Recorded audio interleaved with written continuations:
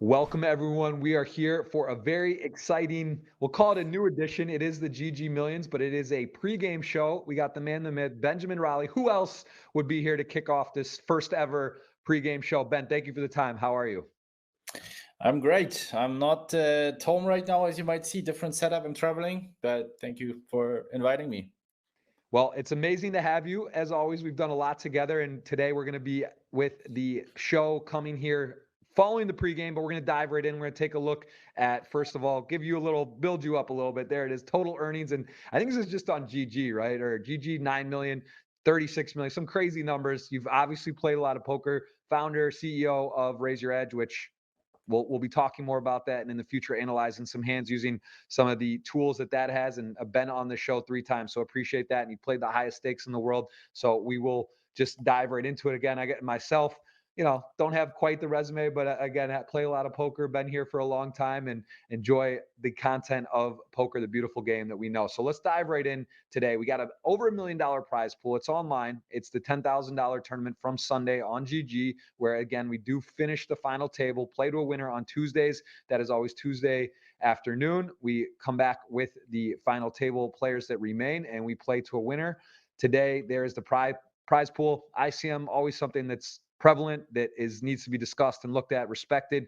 We'll talk some on that as we get into the betting odds. Now, this is exciting and interesting to me, and someone like yourself that has played so many final tables, that has been there so many times. I find it fascinating to look at the distribution, the odds, right? This is something I don't really get to see often. I know GG offers this in the client, and just looking at the chip leader versus the lowest stack and looking at the odds. Does anything jump out here to you with the chip leader being this price, 4.04 to 1 odds to win, versus the low stack with 29.18 odds? I mean, do you see any value? Does anything jump out with you here? Of course, the ability of the player matters, and the position of the table, which we won't know until the start of the tournament. But just based on this short stack, 10 blinds, all the way up to 93 blinds, the chip leader, anything out that jumps here that looks like a good value for you without knowing maybe much about the players?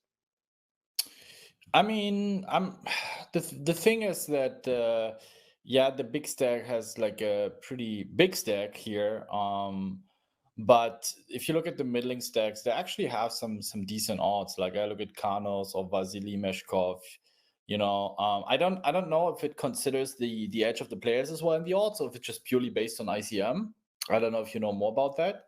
Yeah. But it's like the chip leader just needs to lose one pot. He's also then a mid stack. And like the Karnos guy, Vasily, if they double up, they're gonna be almost chip leader. And they have 3 times better the odds than a chip leader. For me, it's like, is the chip leader really winning every 4th time? 9-handed here. Yes, he has quite a bit of a lead, but it's not like the absolute bully big stack, 4 or 5 million here. So I would be a bit hesitant. I mean, if it's a really, really good player, yeah.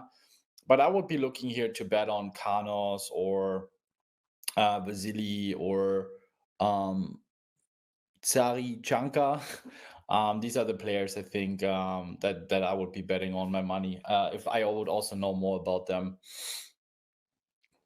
I'm with you, and which is interesting because I know we normally do a draft when you've been on the show. We play for a dinner. We got some dinners, dinner tokens lined up, and we do something for the audience. So this time, I think the best way to go about it is, why don't we each take 100 units? It's called $100, and we get to wager and see who performs better. Once the show ends, we'll see who is a better selection of picks. So why don't we do it that way? We take 100 units. We can alternate, get 4 Mhm. players, and let's say you must use 3, but you can use 4, and you get Mhm. 100 units to start. So since you're the how about, that's probably an advantage for the person to go second. You're the guest. I'll just start out with the bet. I'm gonna take on Kanos. I'm gonna bet 25 of my 100 at the 11.24. I know he's got some experience, and of course the Austria flag. That, respect that region of the world in their game. So that's my first selection for 25 of my 100. I take 50 for Julom.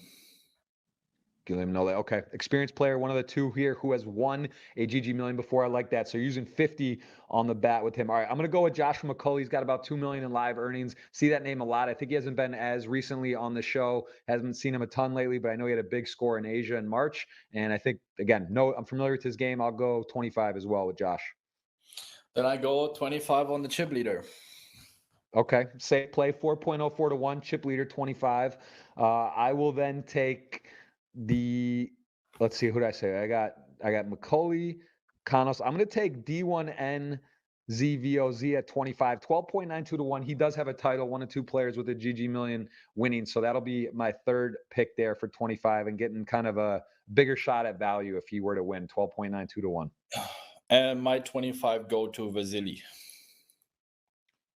Zilli, okay, nice. You said you seem to be familiar with his game and you like it, and I will take my last 25 on Kira at 5.64 to 1. Japanese flag, seen his name recently, feel like he plays well, goes for it. I'm going to take, that'll be round out my 100.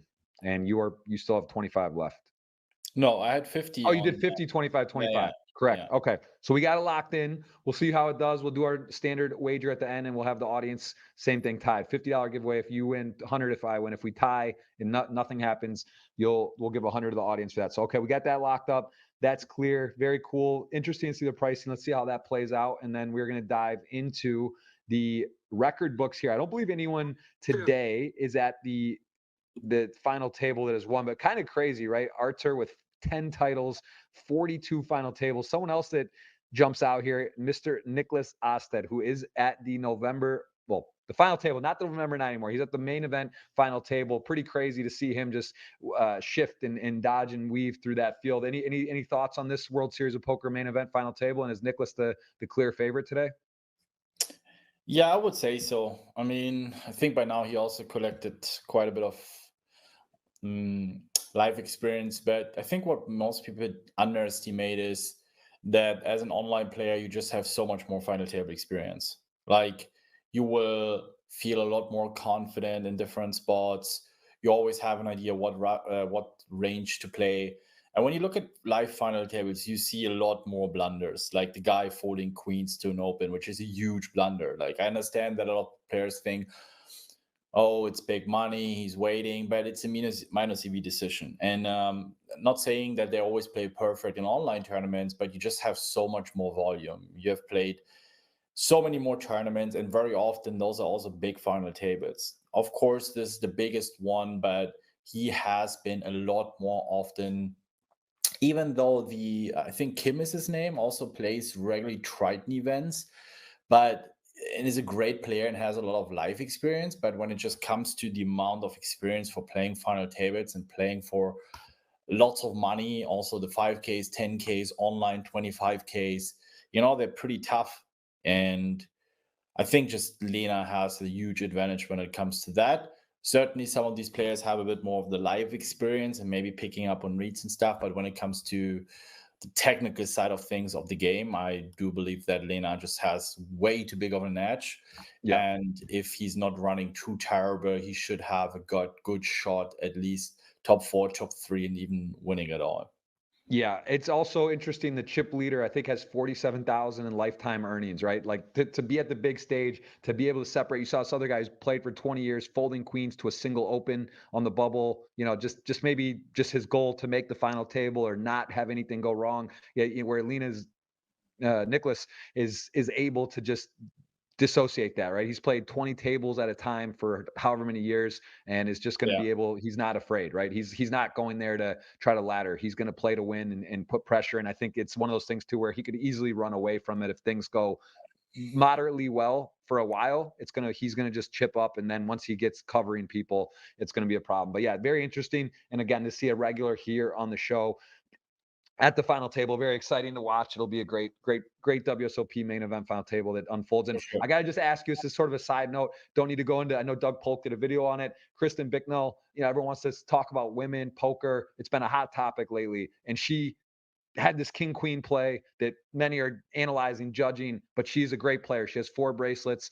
An insane, a phenom, right? She really is a talented player. And then I think Justin Bonomo did a review talking about the Queen's Fold, how it's low 6 figures, burning equity. You mentioned about equity and how it is, and then the king queen was like mid 5 figures in theory about equity and sort of. And of course, there's exploitative GTO, different moments of the game, what you're feeling. But you have like a quick. I don't want to dwell on this, but just like because of the main event, because of the spot, because she's probably one of the top 2 or 3 players remaining in the field at that point.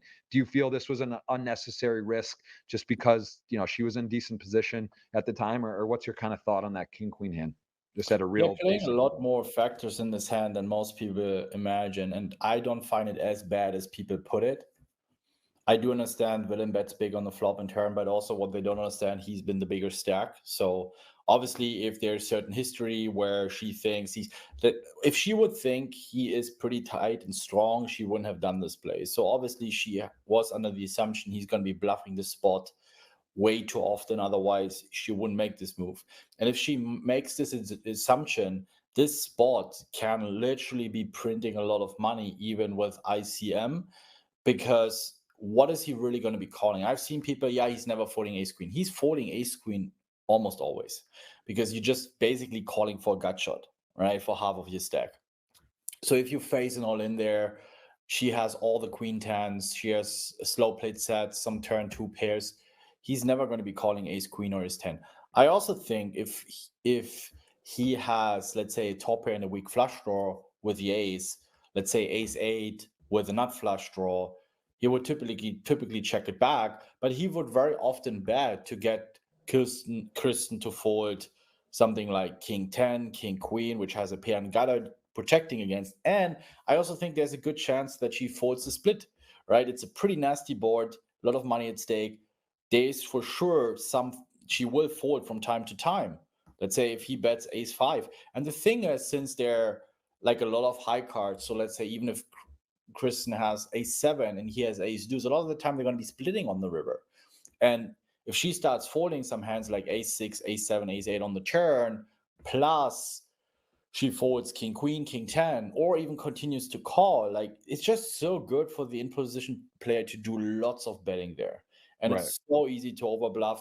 And I've seen people posting preflop ranges, and listen, I'm always really encouraging people to share their opinion, but sometimes you also got to be a little bit modest, and this is where I think people lack the experience. If you watch some of these final tables, some of these big stacks have ridiculous opening ranges. So he probably is going to be opening a few more hands that slip into his turn barreling range. He's betting too many flush draws that are supposed to check back. Like, I can definitely see a world where it's extremely profitable to jam the turn, even with ICM. And yes, I hear people saying, but with her edge, with her edge, with her edge. First, there's still a lot of really good players left that are also going to be battling it out. And you want to avoid those marginal spots when you're a good player. But as I said, I do think this could be under certain assumptions, which I think can be very realistic, a fantastically profitable all-in on the turn. Just unlucky, she went into the top range, and that's why I think she's also one of the best. And right. a lot of And you got to remember, 10,112 players. There's like 13 or 14 left, whatever it is. She's obviously getting there by making moves, playing, going for it. She's not, and I actually respect her more. Again, she's been on the podcast. I've talked to her. I got to know how her mind works, and I know she knows obviously what she's doing for bracelets. She's an incredible player. The interesting part though is, for her career, for her poker to make the final table, I think it's like what Barbara Enright is the only woman that ever did. Everyone's talking about it. Can she make the final table? So the fact that she goes the other direction and takes like a high variance spot is just like, it's even more credit, I think, to her, that she's not folding queens, right? Because like her to get to the final table is like very valuable. It's a big deal. It's a big story. It's a lot. And she just kind of like said, hey, I'm going for it. I went and I read, this guy's got a tank top on. He's won a bracelet. He's got chips, and I'm going to rip it. So yeah, I don't know. I think very interesting hand. And also think about it. You're approaching the final table. People come together with their coaches, with friends. They're going to be preparing how to play against different players. And if they see she makes this move, and she ends up being a mid stack or short stack, you're probably going to be telling your student or friend, hey man, like just stay away from her. Don't try to run big bluffs against her. You're going to get a lot more checkbacks on the turn, give ups on the river. that has a lot of future EV. It's not just the chips, and she would have been a top 3 stack going into this final table. It's also, additionally, fucking hell, you don't want to mess with her on that final table. Let's focus on the others. You're going to be 3-bet less. You're going to be facing less bluff barrels. Your life is just going to be so much easier. And it's hard to quantify, but it has a huge impact on your EV. And that's the future game in tournament poker, and how your strategy in the present moment impacts your future game, has a huge impact on your decision in the present moment. So yeah, that's why I think it's not as bad as a lot of people make it. Yeah, it's like, yeah, a lot of money, but that's not how professionals think. We just think, what's now the, if we make this amount of money with this move, we don't really care about what tournament it is. And like, you know, she's still pretty young. She has been around for a long time though, so she's definitely going to get another shot in another big tournament very soon, and that's what makes her great. What you need to understand, the big difference between pro players and recreational players: pro players usually play very conservative in the early stage and then run these big bluffs in the later stages. That sometimes go wrong, but you will have a lot more success doing these in critical stages when a lot of money is at stake. Recreationals do it the other way. They gamble a lot, run big bluffs in the early when there's a lot of chips, but people hate folding. You know, there's not so much at stake. People don't care. It's like whatever, right? And make it less in the money, reach the money bubble with fewer chips, etc. Just an overall less profitable strategy. But then they shit their pants when things, you know, get serious. You know, you're in the money and you're too scared, too afraid.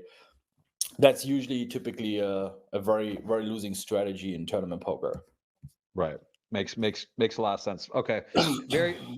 Deviated here a bit, but I think it's was very nice analysis and worth looking at. And again, Nicholas, going to be a lot of pros say that he's one of the nicest guys, and he's been around forever and just an easy guy to root for. I don't know him personally well, played a lot of years, I'm sure, as you have, and I think you probably know him fairly well, right? He's been around since you can remember. I think 20 years, 18 years playing the highest stakes and playing a lot of tables. So we'll see how that pans out. And then we're going to dive right into, just quickly run through some of the player profiles here. Again, with 10 big blinds, almost 11 big blinds this short, you see the odds, one of the long shots today, of course, with this stack. Is there anything, are you familiar with this player, and do you have any sort of advice when you come in, as you like to say, with raise your edge risk premium? Something I learned early on, it's just he's got nothing to really lose, right? He's the shortest. He can sort of gamble. Yeah.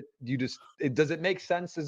How do you determine whether you should just try to like go for it early or sit back? I mean, if we look at the other shortest stacks, right, he's actually significantly shorter. 24 is the next stack. So if Yeah, it's a short stack, what are some strategy here? he What are can you play doing when you're close to chip EV. I would rejam a lot against the big stack. I mean, it really depends on the seeding situation. Yeah. But yeah, when the big stacks, let's say he's in the small blind and the 50 big blind big stack open min raise on the cutoff, you want to be reshoving your pairs. You want to be reshoving Jack 10 suited. You want to be reshoving your King 8 suited, because he's going to be opening like Jack 8 off, King 5 off, Queen 3 suited, right?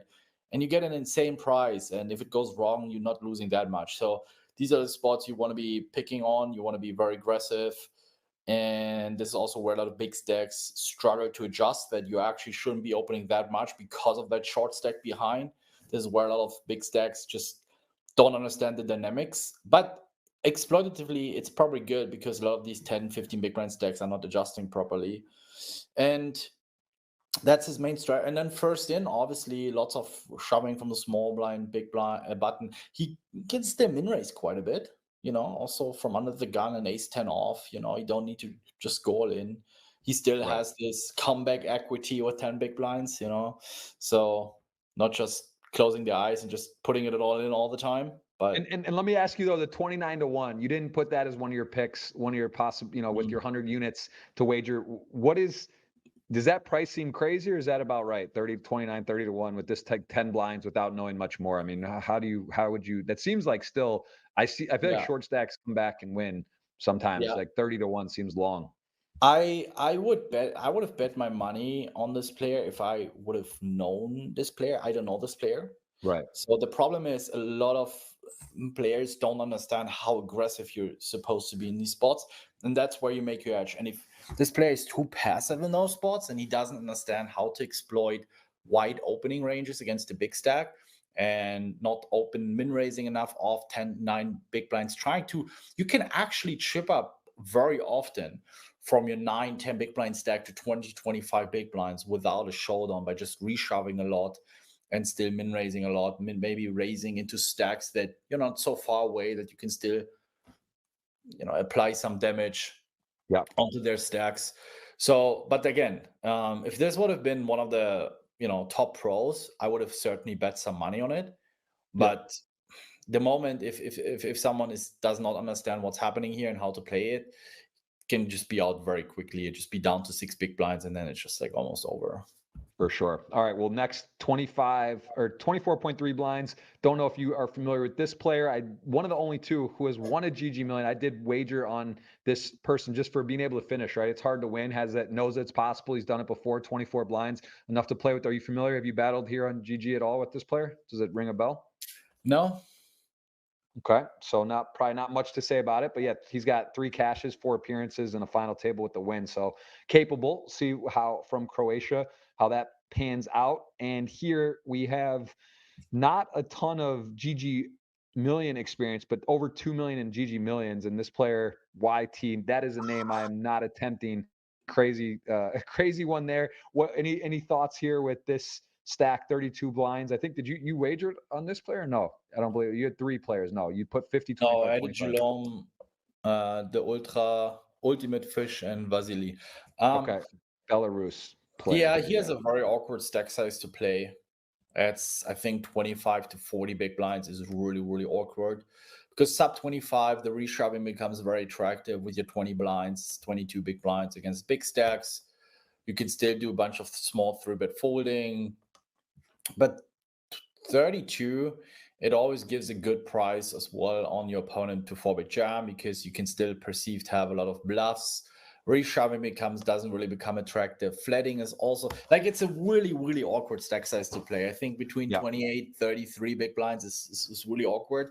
So I think here you just wait, play tight, play a couple of hands, and that's fair enough. Yeah, I think that makes a lot of sense. As we see here, Kanos, you mentioned before, has 36 blinds and has been on the show, as we see here before, in total GG. A little less experience than some of the others, not even $1 million in earnings, where almost every other player does have that. Any thoughts on this player and his stack today? No, similar stack? neither. I think I saw him a couple of times. He might be a rather newer player, so might be a bit of a dark horse, but yeah, definitely a player to keep an eye on. Similar strategy, 4 or 5 big blinds more, which allows him to, mix in a couple more flats from button cutoff, from the blinds against bigger stacks. And yeah, but still also a stack size that is not fun to play on a final table. Yeah, less experience here in the GGMillions as well. Not much results before. Going to have a big spot with his 40 blind stack. As we see a season 1 winner, it's been a while. You bet on him, Guillaume Nollet, and thoughts. A lot of earnings on here, a lot of experience in GG, this particular tournament in itself. And you can see he's had a lot of appearances, cashes, final tables, and he is one of the probably people that you think would have a good shot today, as you mentioned, 40 blinds. Yeah. How much experience do you have playing with him? Not that much, because we don't play a lot of hands against, even though when I play, he's also usually playing very often.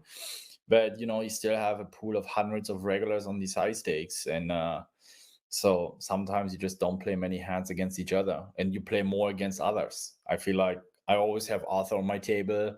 I always feel like I have other more on my table, but some others I just have less experience to play against. But I think he's pretty solid as well. For sure. Joshua McCulley rocking the beach vibes here on the photo from Australia. 2 million in live earnings. I'm pretty familiar with him, seen him play a lot, battled with him too in the past, and his live earnings impressive, as well as a score here for over $250,000 recently live. Do you have much experience with him? And I think he's definitely one of the ones to look at today with his stack of 60 blinds. Yeah, also a very, very solid player. We had it last time with, who was it? On the last show, where the guy was running a big bluff blind versus blind against the trips, and he got there on the river. And I told you, it's an explosive player. It's a very high variance play style. I think Joshua is also rather solid. I wouldn't expect huge, you know, puns, big bluffs on the final table. He usually likes to grind it a bit more Yep. and, has his style of playing, which is also very successful.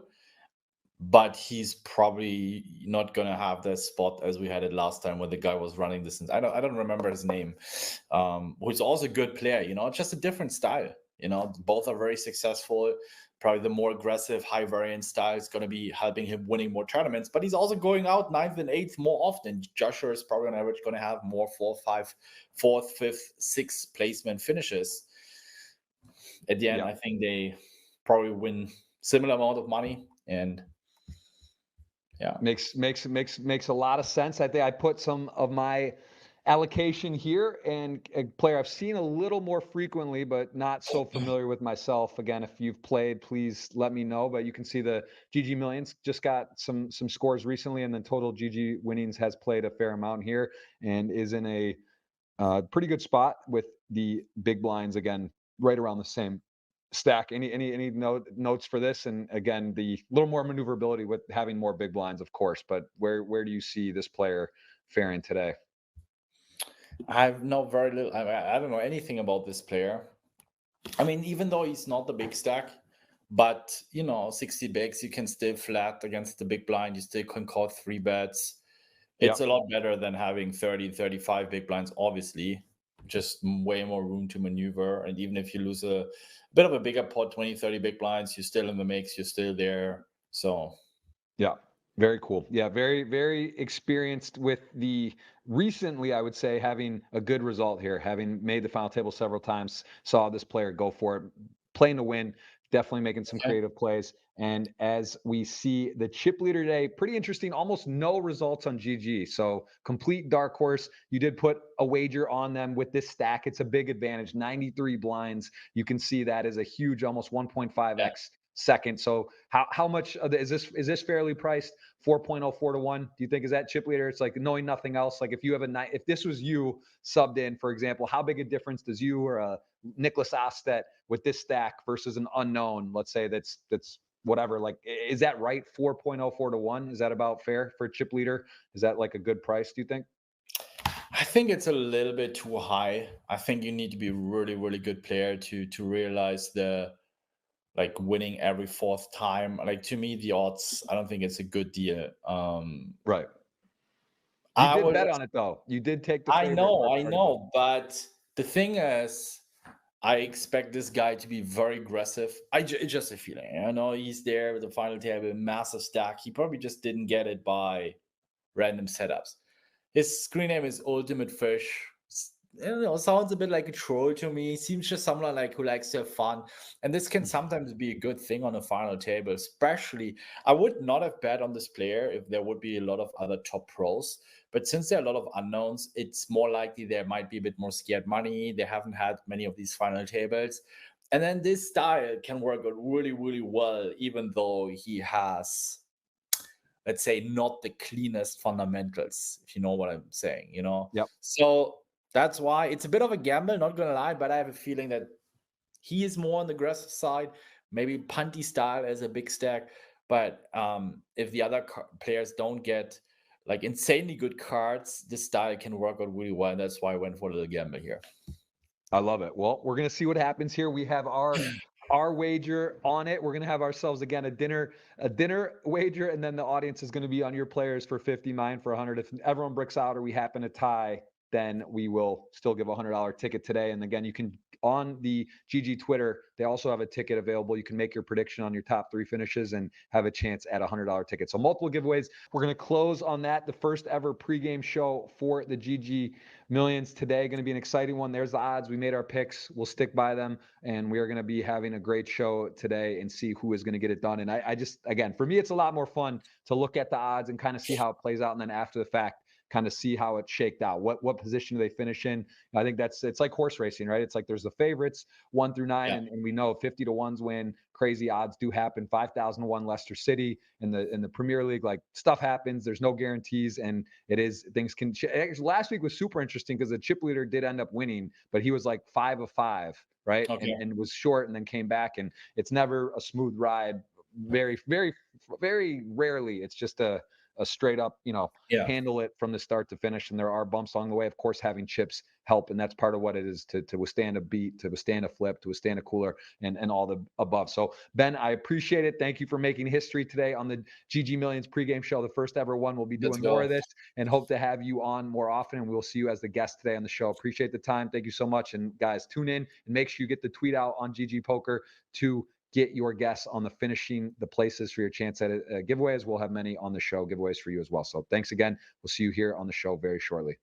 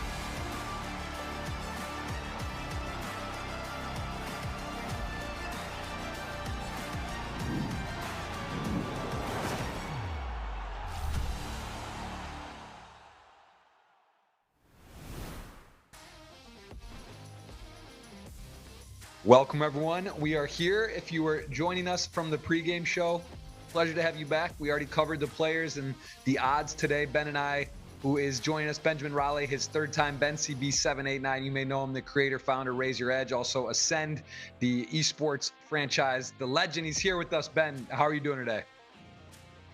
I'm very good, but I think it's our fourth time, to be honest. Yeah, I think it's similar to the stats. They do the prior. So, right, 3 going on 4, and also the first ever pregame show involvement. We did it. We locked it in. That was exciting. We already know the players pretty well today. We do have a wager on it. Going to remind the audience at the start, once the final table kicks off, who has who, what we bet, what they have at stake. And of course, they can themselves go and guess the top 3 finishes on Twitter, on GGPoker Twitter. I'll get that link in there as well. And Ben, we got a lot to talk about. This is a big final table. There's an unknown, relatively unknown, is the chip leader. We've got some short stacks that have experience. There's some interesting long shot odds today, and of course, over $1 million prize pool as we're accustomed to for the GGMillion. They're 1.12 million.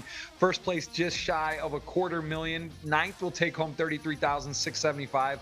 Lots of play for. 9 left. Play to a winner. Again, this table stopped on Sunday with these 9 remaining. There's a look at the players. Ultimate Fish 657 with a very, very limited resume on GG has 1.5, the second place player there who have seen recently. And of course, Joshua McCulley, very talented player, 2 million in live earnings, fresh off a big win live, comes in with a healthy stack. And Guillaume Nollet has also had a lot of experience on the GGMillions, one of the players you chose for your wagers, which we'll talk about here shortly. We'll dive right into the action. And again, the audience want to remind you, the odds are posted in the GG client, but we'll just give you a rundown. Ultimate Fish 657, 4.04 to 1 to win, all the way down to Las Hob for Rez, 29.18 to 1. So that's the long shot. Ben and I did do a draft of, I wouldn't say a draft. We did an allotment of 100 units, called $100 that we wagered on 4 players. Total maximum 4 players. He did 3, I did 4. We're going to do a competition to see who is more profitable at the end of the show, who is able to do that. But as we kick it off here, Ben, very interesting with the chip leader here on the button. Folds to him as expected. He's going to have to open a lot of pots. Jack 6 suited. This is pretty standard, right? He's going to open a super wide range of hands here.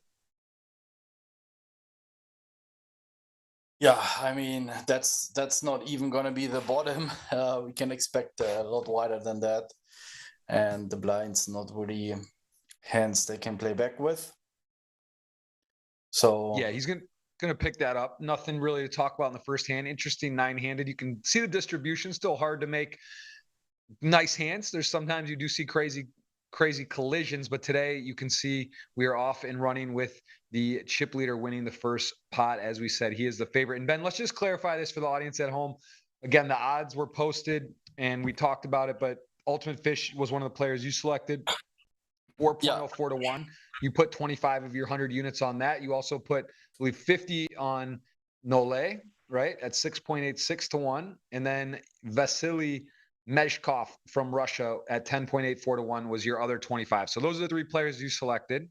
And then we're going to see if one of us at the end, who does better, we'll give the audience either $50 if you win, 100 if I win, and if we tie, it'll be 100 anyway. As we see a statement here, a little Jack Queen off 3-bet out of the blinds here from Kirmachan. What do you think about this? This is not a super conventional 3-bet there. Yeah, but it's not bad because you get him to fold King Queen, you get him to fold King Jack, you'll unblock a lot of the Ace X that raise forward. And if your opponent flats 10s, 9s, type of hands, you still have 2 overcards.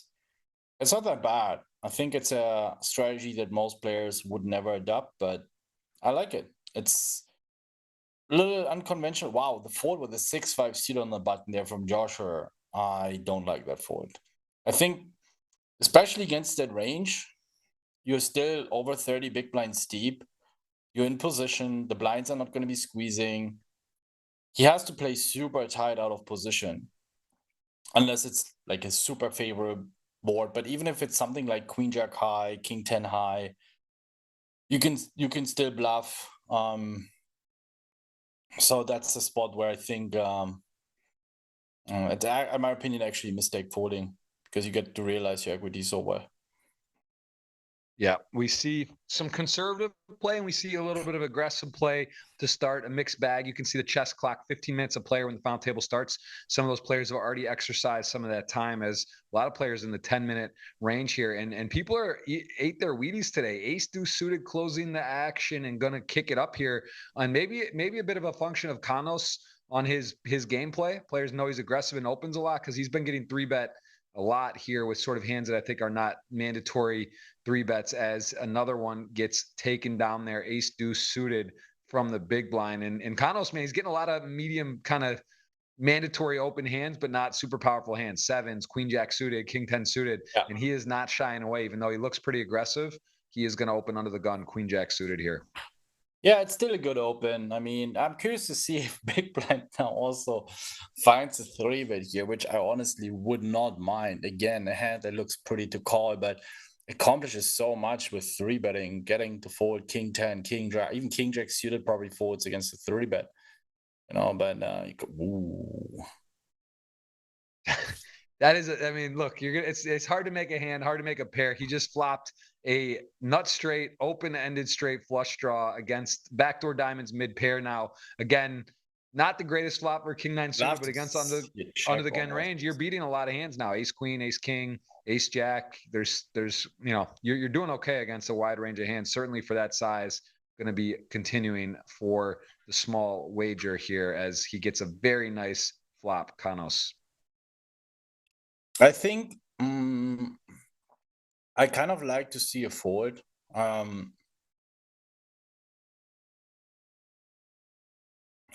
Oh, there we go. Little straight flush to kick the action off. And now there is a potentially insane river, a boat versus straight flush possible. But again, right now, 2-pair versus the nut. Well, just the nuts, the pure nuts, the straight flush. One of those things. I don't know how many we've seen even on the GGMillions before. This is definitely one of the stronger, prettier hands you will see in poker right off the get. Wow. What do you like for a size here? I mean, this is a lot of board to have. Just go small, right? Just small. I think maybe max half pot.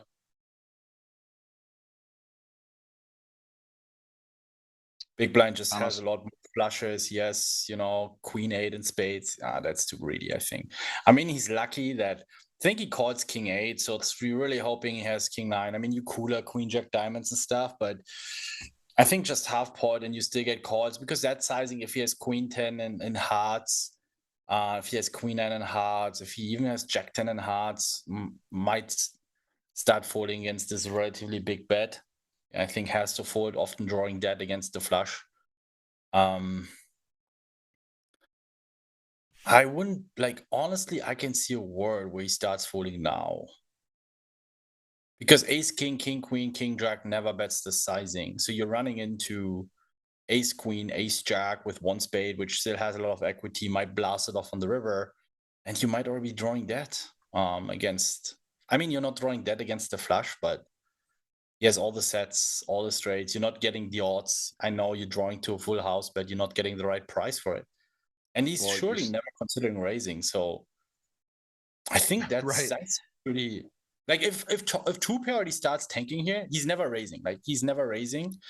That would be a massive blow up now if he jams it in. Like your 2-pair is not really that good on this board texture here. He's thinking long. Thinking really long on this one. He might think shoving, right? I'm pretty sure he thinks calling or folding, right? We've seen it all. People are laying down queens open for 1 raise. People are doing all kinds of stuff right now in the poker world. We see a lot of different play. It's a big money spot, and it's all relative. He thinks of folding for sure. Folding or calling. Okay, so he calls, and that's a river that is not going to change the texture, and now it's just sort of buckle up. But this is the problem. As you said, he built himself SPR less than 1 for his opponent, himself less than 1, and now the river, I mean, this is you don't love this because it's like, as you said, one of the scenarios is like, is he going to slow down on bluffs? And then you're now in a spot where you're kind of guessing on this river shove still, and you didn't improve, as it is okay. So he made up his mind. I guess he just had it made up. He took time. He said if he falls through on the river, I'm going to fold, and good fold in the end. Did lose some chips and a big bet size there from Kanos, as I mentioned, with the 100 units and the competition for the audience. So my picks are Kiramachan. I got a $25 bet at 5.64 to 1. I also have Joshua McCulley, $25 at 6.08 to 1. I have Kanos at 25. I believe I put 25 on him at the 11.24 to 1. And then I took D1NZ VOZ from Croatia with 25 for a 12.92 to 1. So those are my picks. Ben has his picks. He has 3 players. I have 4. He did a 50 on 1. We'll see who does better, and we will get you guys that keyword again. You got to hit the thumbs up, be a part, subscribe to the chat here, and we'll see who gets it done. As aces to ace king suited, we were just saying in the pregame show, Ben, it can happen in one hand. You're chip leader, and then you're not. And this, just like this is super sick. Tier 1 hand versus tier 1 hand. Ace king suited to aces and on the button versus mid position. I mean, he knows that everyone knows he's opening wide. He has effectively the nuts in his mind, and this is not fun. Not a fun spot. And also for the previous hand, like, I'm not going to blame him for calling the turn. I would have very often called the turn as well. But if you think it through, there's not a single hand you really have beat there. Ace king is not betting the flop, so it's just even king queen, king jack checks back almost always, or bets very small. So you have 2 pair, but you don't beat any value. So you're just hoping for a bluff, and all the bluffs have a lot of equity. So I think folding might be a huge play there. Like, this might be plays and folds that will make you an absolute long-term crusher in the game. I like the 4-bet. Very nice induce. And obviously he's going to call it off. Yeah. Ooh, cooler to start. Still has a chance to win. Ace, king of diamonds to aces. Pretty big underdog. He does get the king, the spade there, though, for aces. Needs drawing dead. That is what he needs, is a misdeal. Not going to happen. The ace of spades making the nut flush there, taking ace, king suited. And there you go. Your chip leader, 4.04 to 1 odds to start the final table now is no longer your chip leader. Still healthy, and that's part of the function of being chip leader. You can avoid, you can endure a spot like that early on, but now it's a little more even as our field is pretty tight in the top. It is a wide open game. Kiramachan showed us a light 3-bet early here, going to work ace jack off, and a former champion D1NZ VOZ from Croatia, king queen off in the big blind. Probably knows Kiramachan's a bit aggressive. Let's see if he comes with an attack or just calls. Certainly not folding pre-flop here. His hand does play decent as a aggressive maneuver. Instead, he'll call and get top pair versus middle pair. Pretty good flop for both players. Yeah, I think ace jack, you want to be checking most of the time here. There's some hands now with this stack to pot ratio that want to raise the flop and get it in, like king queen, a little bit of ace queen, queen jacks, queen 4 suited could be in there. Some very high equity hands like 10-9 diamonds, king 10 diamonds. I think we want to be raising here with the king. I think, yeah. I think I would raise the flop. I think our hand is still good enough to definitely now going for a big bet here. Yeah, hand up, face up should be good here every time, almost with the queen king. So now it's like, what does your opponent have? Do they have a little showdown value? They did bet flop, check, turn. You have a very strong hand, and as you said, big bet, probably going pot, little over pot, or close. Yeah, I think everything over 200k is good. You have like all the 10-9s, king 10s, king 9s, 6-5 diamonds, you know, and I think ace jack just calls. Like, this is just, we call it, we move on. Yeah, burning a little clock here, but a pretty strong hand. Although he does seem alarmed, thinking about it. It's a healthy bet. He does just have the jack with the ace kicker here on the queen jack 4-4-3 board. Kiramachan is in the tank. Chess clock. Okay, Ben. I mean, this is full on representation, taxation with representation. This is a big move to turn this hand into a bluff. I mean, this is why I love this game, because so many times I'm not even considering, like, this hand I would have not considered that he's going to rip the river here. Did that cross your mind? No. Usually I would not consider people doing it because you just have such a nice calling hand. I mean, if we start bet folding king queen and we have down to like queen 10, queen 9, right? Like we want to value bet all of our queen. It's a spot where you don't defend a lot of 4x pre-flop. So it's not a terrible spot to do that. This is just basically street poker now, which sometimes works out. This is my man. I got him for a quarter of my allocation on our wager. I am hoping. Actually, I have both players. All right, I'll take it. You know what? This guy's the longer shot, D1NZVOZ, and he makes the call. And Ace Jack going to be scratching the head, I think, of a bit of a out there play. Yeah, I would think you wouldn't take that hand with showdown, that much showdown value, and play it that way. But hey, poker's beautiful. Poker is fun, and that was I don't hate it. poker. Like, I mean, we see that, right? The guy basically has the best on one of the best hands he can have. If he sits there with queen 8, queen 9, queen 7 suited, he would have very likely folded. So true. Very true. No, you're right. Just I think I think the great players and people are thinking outside the box are taking spots that others aren't considering. They're making moves with hands that maybe you just had pegged as A or B, and they find a C alternative. Of course, it doesn't work out there, but as you said, he has like queen 9 and he gets a fold and looks like a genius. And also maybe recognizing sort of the first part of the puzzle correct, right? He's thinking he's not good. He's turning his hand into a bluff with the hand as strong as ace jack. So he kind of realized he wasn't good. And he did try to force a hero fold. It didn't come through. yeah, but I think our hand is just going to be good so often. We don't block any 10-9s, any king 10s, any flush draws, or like weak, bad flush draws. So high variance style.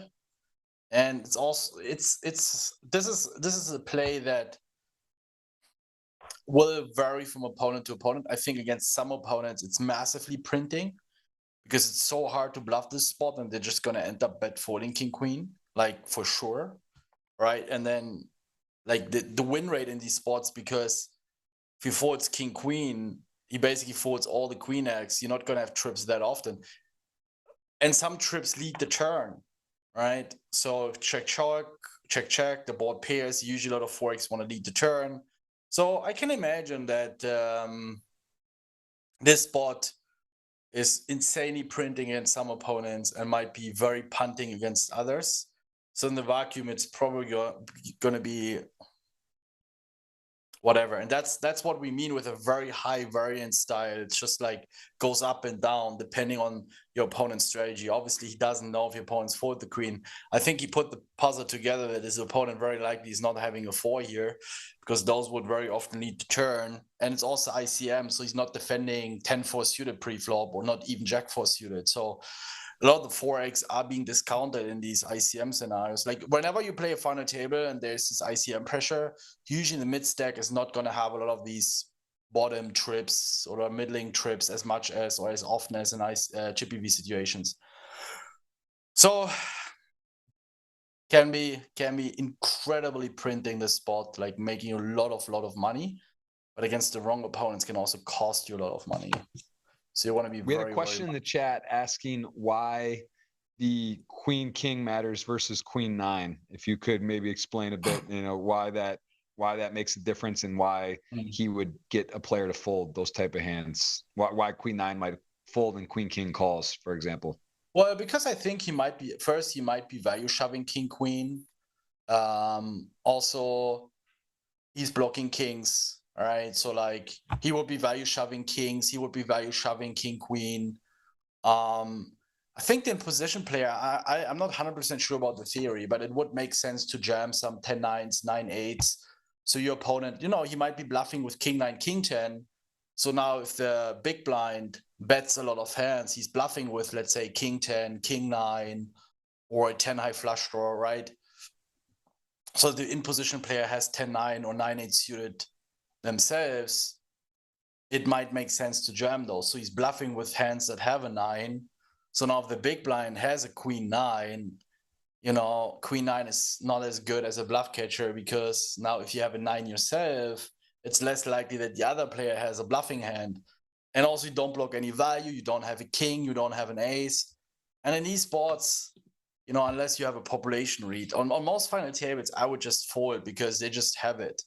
Here in a 10K, as you can see, people are capable of bluffing a lot more often than on lower stakes.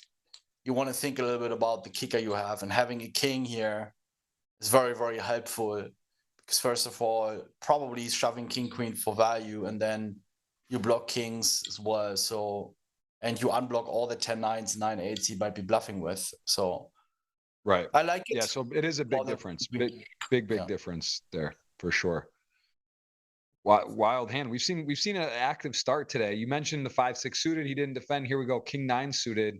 Josh playing here and find himself in a pretty difficult spot here as 10-3-4, very dry flop, and King 9, no back doors, and against a very strong holding in queens.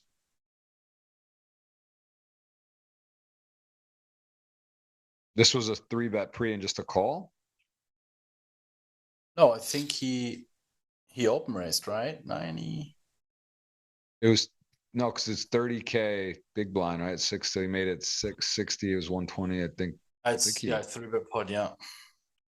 Like, okay, this is a bit something where I'm a bit confused if Joshua 3-bets this hand, because like you don't really want to be 3-betting hands that have a 9 or 8 here, because the prefab raiser, you know, he's raise folding with king 9, ace 9, jack 9, queen 9, ace 8, king 8 suited. So the 20-30% of instant fold equity where he will snap forward against the raise will very often contain a 10, 9, or 8. So you want to be staying away from 3-betting a hand that has a 10, 9, or 8 in it. So you want to be 3-betting a king 5 suited, a king 7 suited, an ace deuce suited, you know, and not necessarily. Yeah, he made it 165 from the 60K. Yeah. Okay, that makes sense. Yeah. No, but I would just flat or just fold this hand. Think flatting can be okay.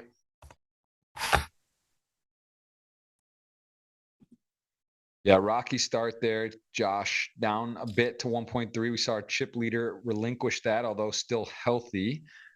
Kind of 3-way tight at the top, as we have seen some action, some bluffs, some interesting hands to start here as Rolle gets one through a7 suited. And kind of brutal for the chip leader to get rocked right away, right? Doesn't get to settle in, doesn't get to pick up some pots, establish, shows up with a great hand when the money gets all in, and is basically drawing to a miracle. Ace king suited to aces. Here as ace king again, Kano's been active under the gun. Gonna go ahead and open 7s. Ace king gonna put in the 3-bet. They're pretty deep, relatively deep, over 40 big blinds effectively. And he makes it a little bit under 3x. I wouldn't hate calling here. Yeah. Pretty safe flop. He should never have 6s or 4s or even ace 6 suited. So I think here you want to bet.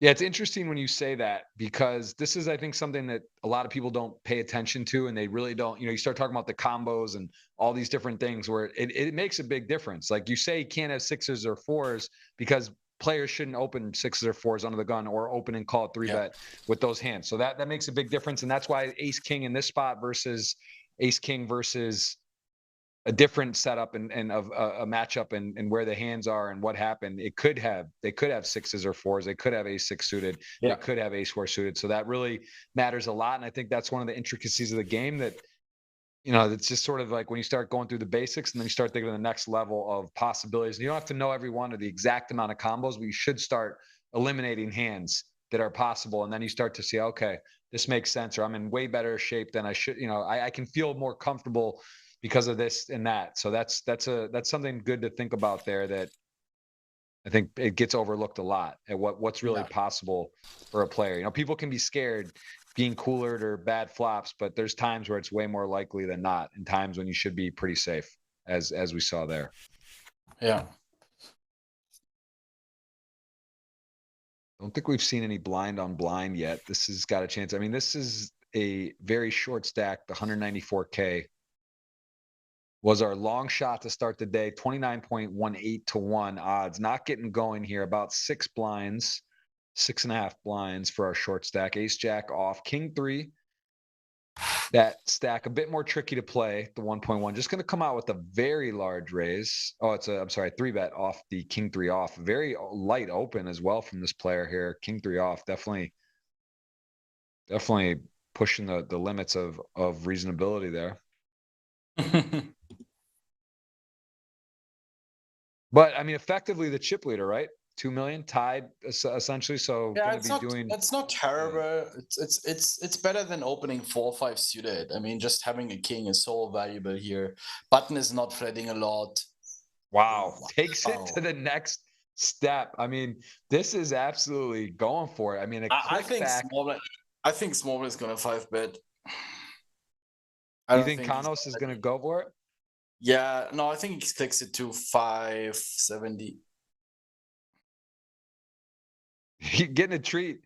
Audience at home, we're seeing some action. This is definitely some very okay. Here we go. Takes it to the max, and the chip leader is going to give away a few $100,000 there as a very assertive player. Kanos is going to come in and lay it down, and now up there in the top, near the top of the chip count, started out as a 11.24 to 1 shot as he is making himself up the ladder of counts. A6 suited going to open under the gun. And you mentioned before that A6-4, you're not going to have A6 suited, but that's not to open, but to call the 3-bet. Now, if he gets 3-bet, then it's different. So if he can still open the hand, just peeling the 3-bet, you can eliminate. As we get an action flop once again, top pair, queen kicker versus the nut flush and an overcard, A6 suited. Yeah, you can see the power of the ace-6 suited versus the ace-5 suited. If it's ace-5 suited, you'd have a wheel draw. You'd have those extra outs here, as ace-6 suited does not, but it is still a pretty good flop. They're going to make the nuts on the turn. Rolle is looking to extract more chips, and another not great spot for the chip leader, who is in a heads-up pot, top pair queen kicker. It is against under the gun, but still going to feel like should have the best hand a lot. Yeah. Yeah, and this lead, yeah, I get it. It makes some sense because he has 10-7 of spades. He has all the flushers. He gets value from king 10, king jack, ace queen, ace jack with 1 spade that might check back to realize equity. It's not ideal with his hand, but you know, as a poker pro, you think more about what makes sense with your range, and think it from the standpoint of, all right, what if now under the gun has aces or ace king, right? It's never going to be raising, so you're also losing less, because if you check, he can still bet half pot, 2/3 pot for value against worse king x. So now he dictates the pricing, so because the card is so good for his range, and well played. He loses very little. I mean, he loses the absolute minimum, a small bet on the turn and a small bet on the flop. All right, that's the power of playing your range. But then knowing, hey, I have so many flushes, I can easily bet forward my king queen, no redraw. If he has a king queen with a queen or jack in spades, he might call once, and that's totally fine. Sometimes you're meant to lose chips, but here played his range advantage really well, and a lot of players would have checked. The other guy bets 2/3, we call one more time, and then we fold river. Or we might actually decide to real call because he can have all the ace queens and ace jacks, right, with 1 spade, and we lever ourselves into calling. But yeah, so really like the way he played his king queen there. Yeah, nicely done. Does lead out, and again, results oriented. He maybe feel like he's getting picked on a bit. Obviously, saw the aces, ace king suited. He also is maybe the most inexperienced player at the final table, at least within GG. The results we see very little. Not played the GGMillion before. Doesn't have much earnings on GG at all, and he is the chip leader coming into the day, and he's he might feel he's a little bit of a target, but he has got a rocky start. Let's see if he can recover, rebound, and get in here as ace queen and ace 9. He is in a tough spot here. Got a strong hand for this matchup position. Ace 9 to ace queen. You lose the flush, 118 to 1 odds to flop a flush. He is drawing dead he doesn't know it, but drawing dead, I guess, to a queen, right, to chop. So that is a pretty bad spot. And D1N is thinking what he can do. How does he keep him on? How does he get value? How much does he bet? And what can go wrong? And not much. There's really no card you're even scared of in these matchups. The player doesn't have ace king. You have the nuts right now. It's a pretty good situation.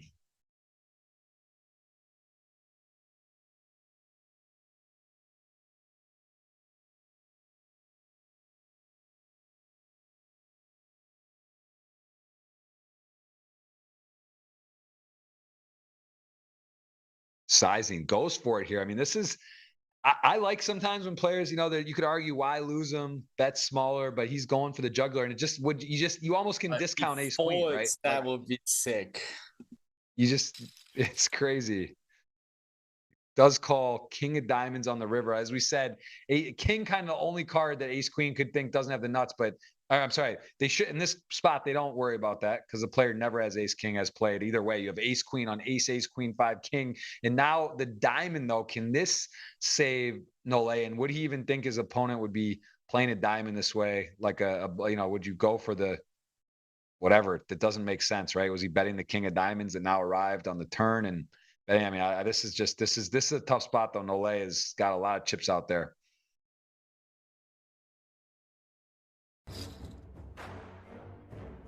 Goes for it all. Nolle, I mean, just not how you want to draw it up. You are on defense here.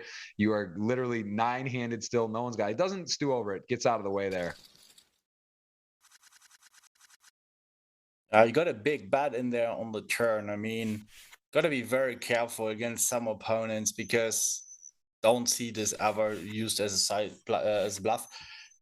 Again, I will probably call as well, but I can see some very good players already finding the forward there because like, would you really bluff that big with one diamond and then ace-9 is just a bluff catcher? You have trips. You're going to be running into flushes. You're going to be running into full houses. And I understand for a lot of players, it's concept, you have trips, you have to call once, but that's not how we think. We don't think about absolute hand strength, right? It's about ranking. And trips here, ranking very low compared to opponents' betting ranges. Trips is below flush, full house, and even the draws have quite some equity, but the draws wouldn't be picking that sizing.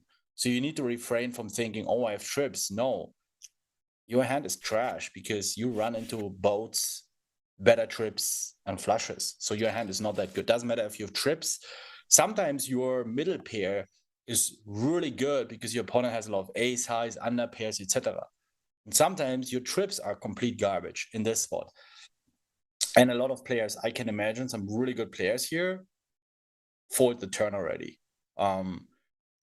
So it's definitely a nasty spot, but you should be very careful with the sizings, not get too greedy. Yeah, I mean, that did seem a little over the top, right? I get it. Like, it just maybe looks like you make your hand look weaker, but that was a huge bet. He also may think that he's not going to get some rivers he can't get called if something calls. So I don't know. You go both ways. It just seemed like a super large bet, but he did get paid, and he is often. I'm loving my bet right now. Chip leader, he came in D1Z at 12.92 to 1. He was in 8th place. Now he's chip leader, and he has won the GGMillion before. He can't put a price on experience. One of 2 players here who has done that at this table, and he is in a very good position as kings are gonna. Man, this guy Kira Machan he's don't aggressive. Don't jam. Click it back. Let him spaz out with his Jack-7 of spades. Yeah. Let's see what he's going to come with here. I mean, yeah, maybe just thinking there's the short stack. People can get a little scared, right? The money, the jumps, the ICM, they're worried about whatever. And you're saying, okay, so he does, and he gets even a nicer card. Not that he was super concerned, but in case his opponent did have a 2-pair, not a gut shot or open-ended draw, he is like now. The call. You like clicking. Yeah, because he has ace-10, king-10, queen-10, he's like, I'm going to go with that. I have a good top pair. It's a dangerous board. I need to protect, he still covers him by 2x of his stack. So in case we want to cooler the ace-10 and king-10. Ace-10 is really just such a very likely hand. If he has 10-8 suited, 8-5 suited, so be it. But it's just like, now we definitely want to be checking, I think. or very, very small, maybe 50K. And to your point though, if you raise in the gut shot or someone does or open ended has a draw, you get paid. And now you just call, and if you play you play tricky, Yeah. you check. You're giving them Yeah. the turn in river for that flop, price. So yeah, interesting. As we see, And there are a lot of hands, it's like he has 6-9 in spades, and it's like, I don't believe this guy, he's just clicking it back. And if you're on a bluff, let's say ace deuce or ace 6 suited, you could do the same, get him to fold those 7-4, jack 7 suited type of hands. And Ben, I do have to ask you, because I know first ever pregame show we did today, and we did look at a lot of different things. We want to review some hands. That's something we're going to be looking at in the future, is trying to look at hands that led up to the final table. I think it's really interesting to see how players got there. Was there interest? Was it a cooler? Was it a flip? How does it go for some of these guys to build huge stacks? But you do have the TMC Tournament Masterclass with Raise Your Edge has come out 2.0. Tell me if you can kind of break that down. What updates have been? I've been Raise Your Edge since like 2016, I believe. So what is new with Paired? What do you got cooking over there? I know you're busy. Well, we basically put everything together. You can't buy the courses alone anymore.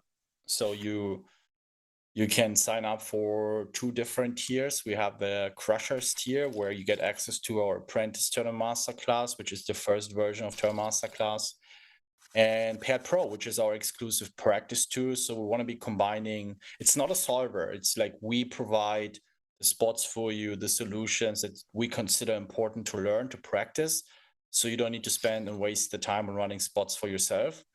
And then the highest tier is our Champions tier, the Tournament Masterclass, Paired Pro and Paired ICM, where you get the upgrade to our ICM tier, the Bounty Beast, our short stack and ICM core 6-max hypers, together with a legend, Slayer Within. You probably know him, the 6-max hyper legend.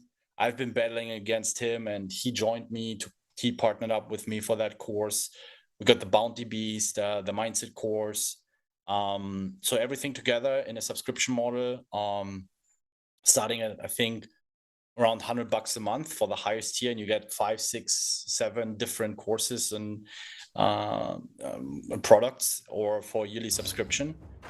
And as well as exclusive live plays. I played quite often off stream, and I'm putting all of it in there. So that's the Hold that thought. All in. Our short stack versus our second shortest. Can the short stack find a way back in a bit? He's been in trouble now. It's a lot. It's like too many outs on there. He's got a lot going on. Open-ended, king 10-9. It is a king. Oh, is it really? Is that the king? Is it the slow king of hearts? I thought a good chance it was a queen or jack, but no, the king of hearts. That is going to be GG. No 29-1 coming in. Now the odds for the betting of the show are all sort of reasonable. That was the longest shot there was, as we see a 12.92 D1NZV is your chip leader. He was the next longest shot. He is in the commanding position all of a sudden as he takes out that flip. And Ben, sorry to interrupt you. Finish the thought, but again, I will say I highly endorse. I've used Raise Your Edge through streaming, Twitch forever, promoting it, using it, and wish I used more, because there's so much material, right? There's so much updates, there's new stuff. And again, I'll highly recommend it, and those can check it out. And you do have a Discord. And again, you guys can give Ben a follow on Twitter, as well as Raise Your Edge does a lot of updates, a lot of content, and a lot of different places you guys can get value from that. So again, appreciate Ben coming on, and I can't endorse him enough today. And we will let him talk more about that as we progress through the tournament. Down to 8-handed. You still have time to guess on Twitter, GGPoker, the tweet. Guess who you think the top 3 will be, what finishes, what place they will go. I was going to say, it's like a permutation, right? Like a horse race, same thing. If you guessed 1 through 9 to guess the order of finish, it's 9 times 8 times 7 times 6. Is that right? It's hard. It'd be very hard to get the 9 orders correctly in a tournament. That is for sure. But you just got to guess the top 3, and we will reward a $100 GG ticket for that. And Ben and I have a giveaway as well that are going for based on our position and our wagers, which we'll talk more about later. We appreciate you guys hitting that thumbs up. Subscribing to the channel means a lot. And we are enjoying it today with the first ever pregame show. It was about 40 minutes before the show started to break down the players and some of the situations going on, as well as Nicholas Ostat. We talked about his game and what it means for the World Series of Poker final table. Probably got to be the betting odds favorite, or one of them, with the healthy stack final 9. So much experience, and a good live player as well for the main event. When does the final table start? Is it starting today or? It might be today. I want to say they had a day off, and then I think they usually historically played 9-6, 6-3 into a winner. So I think it's a few days of play, but I'm not positive on that. Pretty sure it's today though. People in the audience maybe can check. I was in Vegas. I left Vegas, got in, got out, played the main, got off out of Vegas. I don't even know what's going on. I had a couple friends go deep. It's crazy. 10,112 people to make it to the final 100, final 30, final 2 tables, and just how much luck and skill, effort, stress. It's a lot of hours of playing those 2-hour levels for many days to get that far. Yeah, for sure. What Ben? What's the most tables you've ever played? Like maybe that you ever like? I want to say ever, but what's like on a Sunday if you're not streaming on Twitch or you're sort of just like you can really fire it up? Like, are you in the 20 range, 24, 16? Where do you kind of feel? Yeah, 20 like to you're still 25. winning? I think one of the Scoop main event Sundays or GG main event weekends, like 26, 27.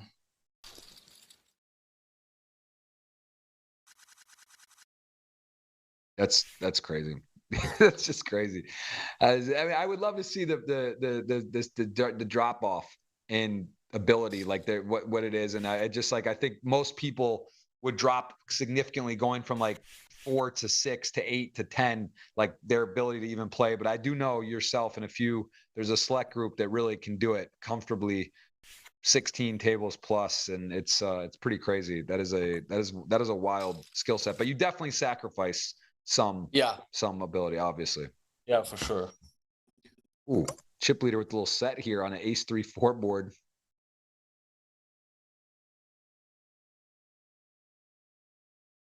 And king queen, Josh not getting a dream start. He's been in a couple situations where he's tried to get things going. King 9 suited with the 3-bet into queens, had to get off. He's also a few other hands where he's just sort of not been in great position here as well. Ace 3-4, king queen. Now he's gonna have ace king, ace queen, right? His opponent doesn't as much in ace 3-4 rainbow board. I mean, he's gonna come out betting. Definitely could go a few streets here and tell a story as set of threes. Likely just gonna be walking the dog here. Although I guess there are some 5-6 suited or something. I don't think too much raising would be done here. However, doubt it.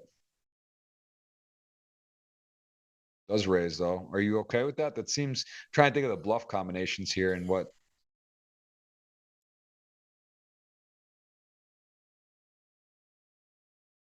It's okay.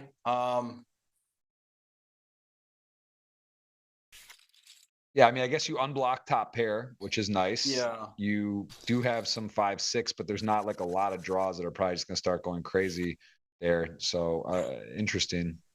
Interesting. Does lose his opponent.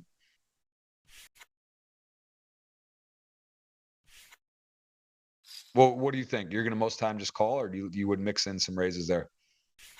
Very player dependent. Against someone who's not that aggressive, I just raise. You just play straight for value. If someone is aggressive and puts you on 10-4 or let's say 4-6 suited or king 3 suited, you know, trying to be aggressive against that, makes a lot of sense just to call to keep. Oh, we might see a rejam. Yeah, Deuce should just rejam. And ace7, I think ace9 suited better. We consider calling. I mean, we probably know he's going to be shoving a lot of low pairs and like ace4 suited and ace3 suited, you know, so it's definitely a hand you could think about it. It's like you kind of know that very often you're going to be ahead and flipping, but yeah. Yeah, does get out of the way. Good pickup there, Nole. Hasn't really gone his way either today with a million chips currently still in the mix here. Blinds are up 17.5, 35K. Upper left of your screen, it does tell you in how many hands, what level it's on, and when the blinds do increase. As you can see, the next prizes left and what is to play for. Ace Queen, going to go ahead and open it up here. I say we've seen a pretty aggressive table so far. A lot of close spots. Some wouldn't raise. We've seen 3-bets. Kira Machen has gotten very aggressive. Started his second stack. He is now one of the short stacks. And we have seen our second shortest stack become the chip leader so far today.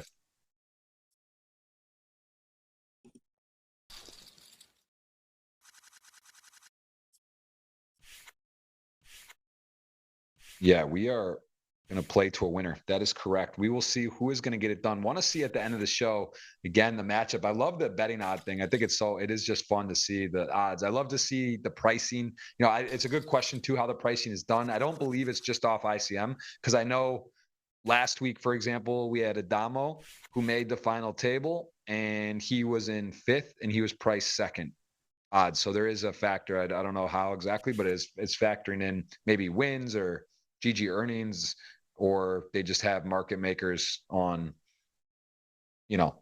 whatever they're going off of. It's not just strictly off chips, for sure. Yeah.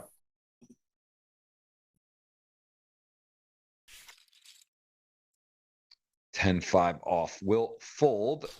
Couple million stacks over there on the late positions. Pretty even right now. No one's super short. This is relatively tight. The short stack at 850 and the big stack at 2.3. This is a little more consolidated than normal. I've seen Kanos has been very active under the gun. He's really had a lot of just slightly, playable hands. He's gotten a lot of like mid modest hands. Hasn't really had any premiums, but has been playing a aggressive style with hands. I mean, just sort of seems to be a little more of an aggressive player. I think everyone here has played with each other before at this point, other than this player who you're looking at with the Jack 10 suited is the unknown, who was chip leader start the day and now is in 2nd. Got coolered early.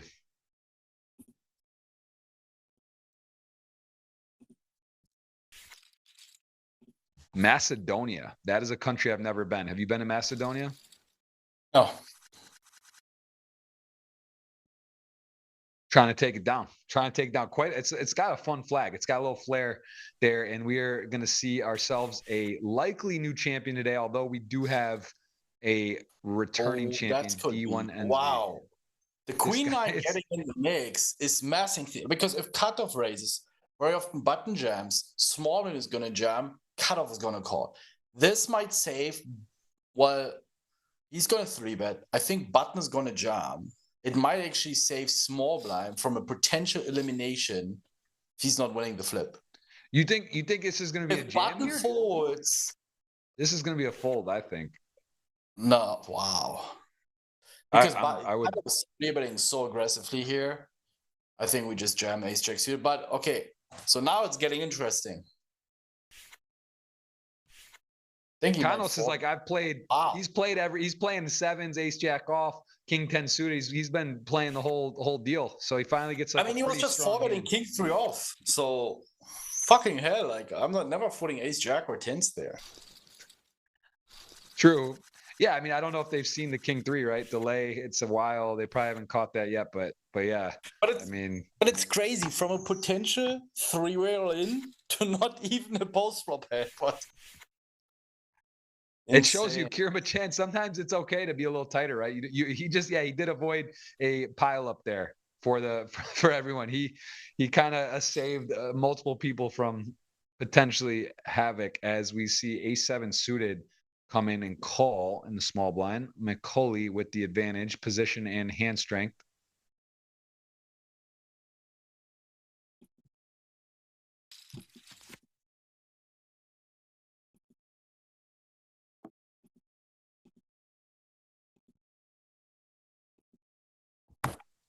Eight, 9. Wow, this is a pretty big flop for the blinds. Ace jack suited not gonna love it, as just has ace high. 2 callers have to be looking at that suited Broadway, suited ace range in a pair, and then the big blind. So this is definitely a board I'd be shocked for him to bet. He doesn't. And 8-9 gonna come in and make the nuts trade. A7 suited with the checks around, gonna feel decently good here. He does start checking though, realizing there are 10s. There's other hands here. Needs to be careful on 8-9 with the diamond draw out there. See how big wants to go.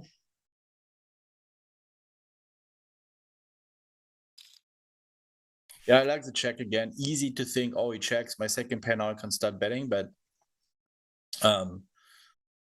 there's still a lot of hands that big blind has improved too. So yeah. Ace or 7 would be a bad card. Diamond is a good card for D1NZ. And I am Ben. I'm feeling pretty good about my 12.92 to 1 on my 25 right now. That's looking so far so good. He's making hands he's coming in, and this is cheeky. This is a brutal spot. You have a diamond, you had the nuts, the turn comes, your opponent in the small blind does have flushes here, does have sets, but Yeah. this is, I mean, I just can't, there's no version of you not value betting. And if you do get check raised here, when you do, I mean, you got the, you don't think they're going to check raise a set probably, right? So can maybe get away, but this is a pretty huge cooler. I'm just afraid that small blind, the way he has been playing his hands early, is going to be raising way too big. I think the way he played his ace queen earlier, where he almost got trips to fold, can imagine goes for like 1.1 million, and I think against that we just have such need, because he's not having a lot of bluffs here. He has to bluff like, and also for the big blind, having a 9 of diamonds is not good, because he has to bluff like pocket 8s, pocket 9s with 1 diamond. He's not having, yeah, I think it's too big still, like maybe 700k. It's just like, now the way you want to approach it, he has to pay, what is it, like 600k ish, around 600 for sake of simplicity,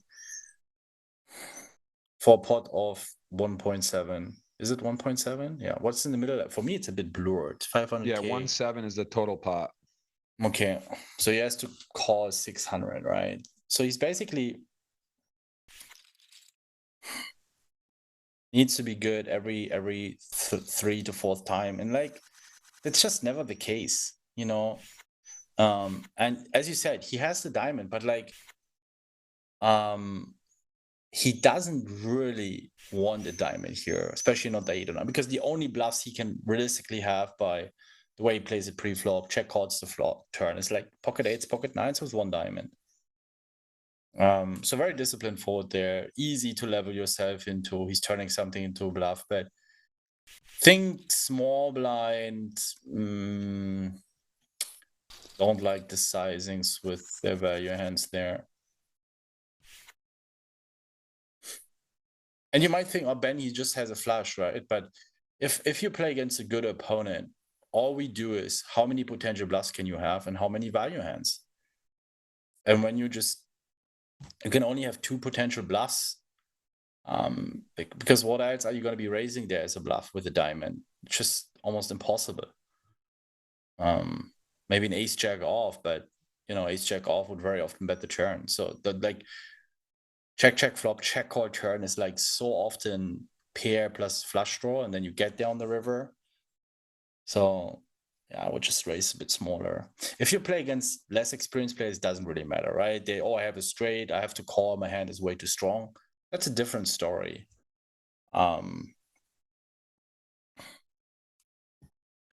Yeah, very interesting hands. A lot of hands to discuss today. It's a good point too here. Ace jack suited queens, and this player definitely likes to play pots and realize he's been perceived as aggressive, playing aggressive, and now can he get out of the way? These small 3-bets are the new norm here. And does this change a lot at the final table with the sizing, the 3-bets, or is this pretty standard now as you see a lot of smaller 3-bets in general? Sometimes you have ICM pressure as well, big ICM pressure, final 2 tables around the money bubble. It doesn't really matter. Does he 4-bets even? Wow.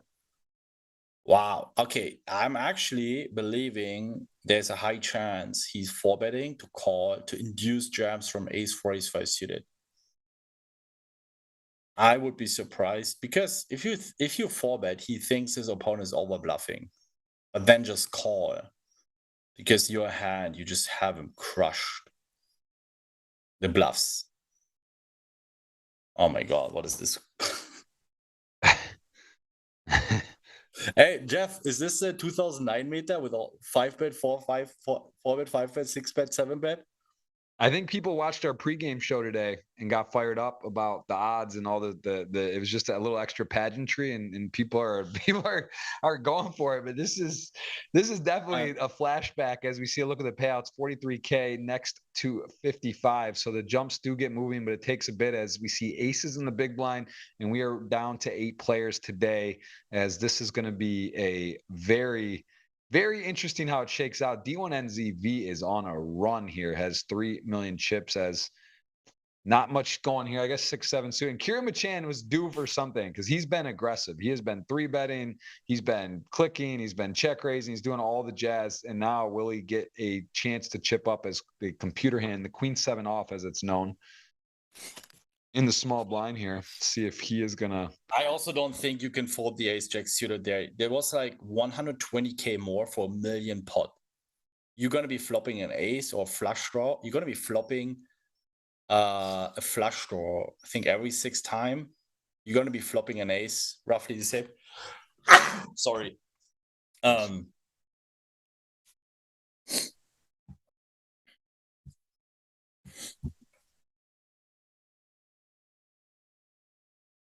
Kieran Machan, who is just going to stick to the plan. He's saying, I'm aggressive. Maybe he just gets someone to induce. You know, he's aggressive at heart. And you can see Josh not even wanting to release here with the queen 7 off, as he is going to get clicked. What about just calling there if you're Kieran Machan? Or you're just aggressive, right? You've been aggressive. You just, with your image having 3-bet the queen jack off earlier, you definitely want to go for it.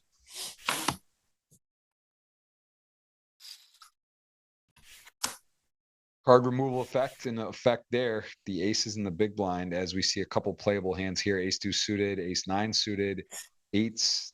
Josh McCauley's really not had a dream start. He was top 3 stack to start the day, and now he is on your short stack with 8 left. Yeah. And 20 blinds gonna call. Kind of a nice spot, eights here to get in. And this is a perfect illustration of no limit hold'em, how hard it is to make a pair or even anything here, as everyone whiffs. Eights are in the lead on the king, queen 3, 2 spade heart board. Ace-9 suited just completely misses.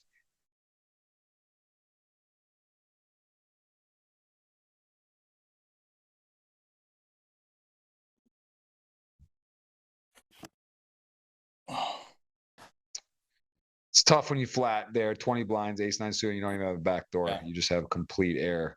As eight's still in the lead, ace-2 suited does pick up a bit of life with the 4 drawn to the wheel now, 5 or a ace. Well, the ace would actually, as we know it, not be good, but it's going to come out swinging. And I guess, you know, eights can't hold on. So nice hand there. Kano's showing us a little bit delayed betting on the turn, picks up equity and does execute. Also played well, been very active. Kano's today, 1.9 million. Yeah.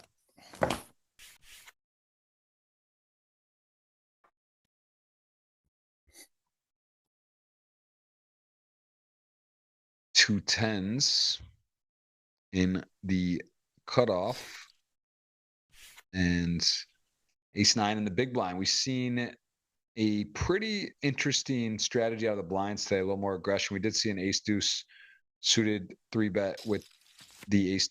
I think it was in this exact spot. Just calls here, does outflop, and McCulley cannot get a break now. Tens to ace-9, great position to get some chips. 200 in the middle, gonna get out flopped here and not love the news. And ace-9 off, no diamond, tens, no diamond. See if tens gonna want to bet small, maybe like 30, 40, 50, 40K, 35K, something. No, I think he's gonna be checking very often here. Like these are the boards where even when you have ace king, your opponent he covers him. So he's going to be defending a lot of the hands, like 5-3 suited, 4-2 suited, ace-5, ace-3, pocket 5s, pocket 3s. You're not even opening ace-3, ace-5. You're going to be having kings, queens, jacks, tens very often. The opponent doesn't. What does it mean? It means your opponent has a huge nut advantage on this board. Yeah, he doesn't have ace-king or ace-queen, but if the money goes in with ace-queen, you're just going to be running into straight sets and 2 pairs very often. So here, tens, we don't want to be betting everything. Especially with ICM, so I would be a little bit more mindful. It's not a terrible bet by any means. I think EV of checking and betting is very identical. The problem is against good aggressive opponents who can be raising, you know, king 4 of hearts or 7-8 off with the native diamonds with some backdoors. You know, it's gonna be very dicey.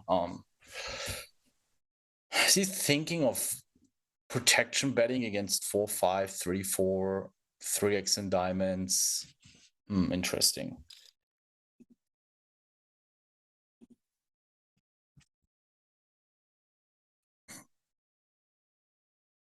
I mean, ace nine, if it wasn't feeling good, it's feeling great now here with the turn nine Yeah. top two pair beating really everything other than, I mean, Josh's, blocks aces, blocks nines, has no diamond in his hands. And again, not a four deuce open from Josh here. Pocket threes, pocket fives, but yeah, you're just sitting pretty, super pretty, thinking about if he wants to attack or just call.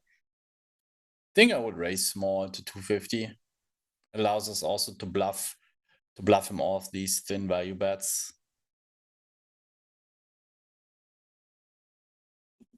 Yeah, you also, if he does have like queen jack, king jack of diamonds, these type of hands that you don't just like call, then the river comes and let him decide and play his hand as is. So yeah, I think he is going to raise. Taking some time, 5 minutes, less than 5 minutes on the chess clock there. Going to raise, as you said. I think it makes a lot of sense. Good time to do it. And tens has to hate this. Yeah. Problem is, and that's always a problem with too much betting in ICM, is like when your range is still so wide, your opponent doesn't even need to put a lot of chips in the middle. I mean, he's risking now 240 for a pot of 400k. That's an insane risk reward. It only needs to work like 30% of the time. And so you technically would have to continue with 70 plus of your range in order to be balanced, to not being exploited. And that's just like gotta be very, very hard.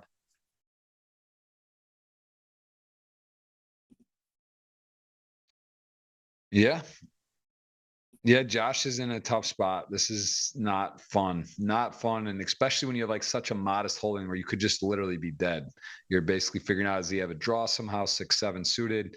Is he playing with you? Does he have, what is he repping here? That's the problem. I mean, I think he's just gonna end up folding the way I perceive him as a player. The thing is, you could see he knows that, and that's totally legitimate. I mean, if a big blind check calls the flop king, four of hearts, and now like, you know what? Let's just bluff him off the, or even like 4-5 and hearts. It's like if you get those weak hands, but there's still hell against you fold, it's huge. So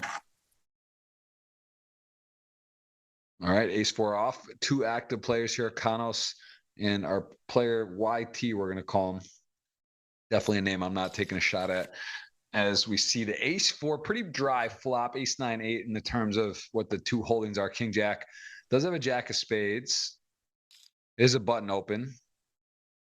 And I think Kanos is gonna be involved wow, still. interesting fold.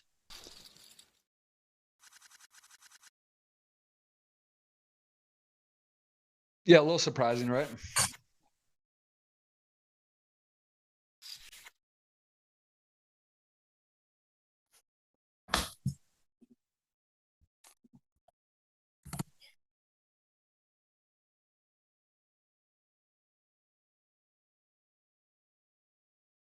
I'm really impressed with D1. I mean, his game is D1 and has come for it today. Ran pretty well, but also doing well. 8-9 suited, going to get off here as ace-10 off, going to pop it up as, again, the McCulley is short and just shows you, again, blinds 20-40K. It's not easy. Came in with the big stack and now is on the short stack. Things change quickly. Our chip leader also is chipped down as ace-10 suited, going to raise. Threes will go in the muck.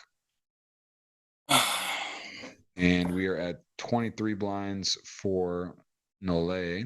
8-9 suited, thinking, but out of position under the gun raise. Implied odds not so much there. 3-4 suited. Now you're big blind with almost 40 blinds. Definitely calling, yeah.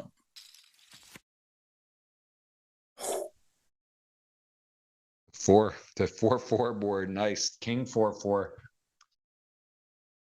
Pretty sweet flop here. Very leads. These paired boards, we definitely want to be doing a bunch of leading on the ICM. But you don't have to. You play the strategy that makes somewhat sense and you feel comfortable.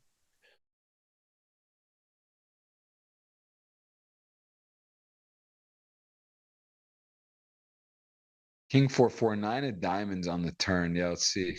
Come with the lead now. 9 of diamonds does pick up a flush draw, enough flush draw for his opponent.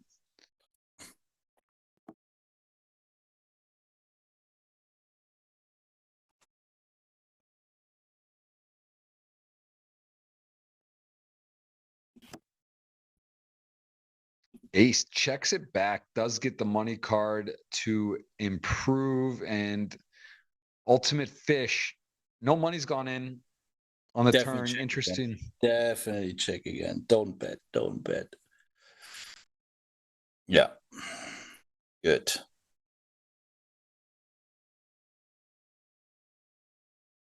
Yeah, this is tough when you bet as no lay, right? Because now you're chopping with any ace. You're gonna get check raised big, and you're sort of like it's now not you're either losing or chopping pretty much if if your opponent takes this line. Just with ace, it's not fun. Not a fun spot. What do you think he goes? 350, 400?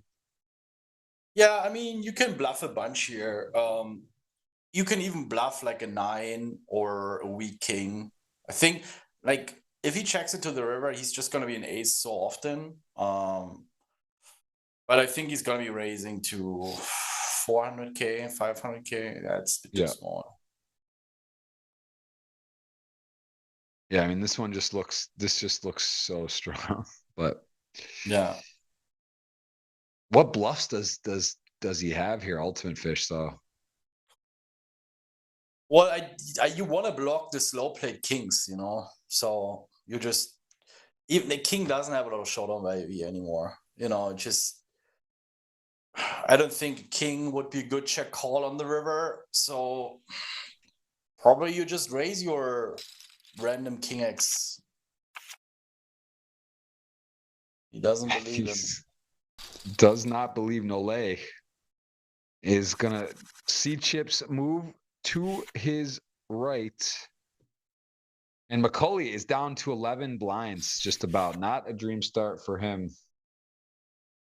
Not a dream start. We got the ace 10, very active table today. The Russian player there chipping up. Kanos has had himself a nice final table. D1NZ has accumulated chips. Kira Machan, Nole, and McCauley have had a rough go here as 6-10 suited, closing the action.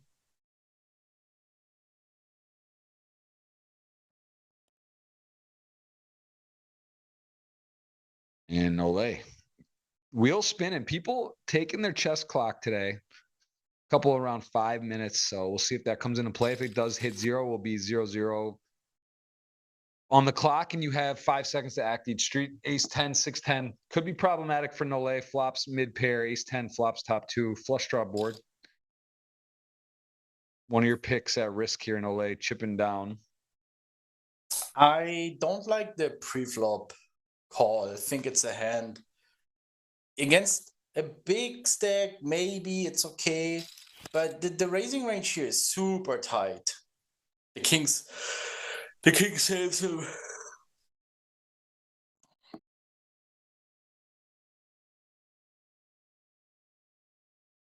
The king saves him big time. If there's a low card, you could see him calling again. He has been in a lot of tough spots now.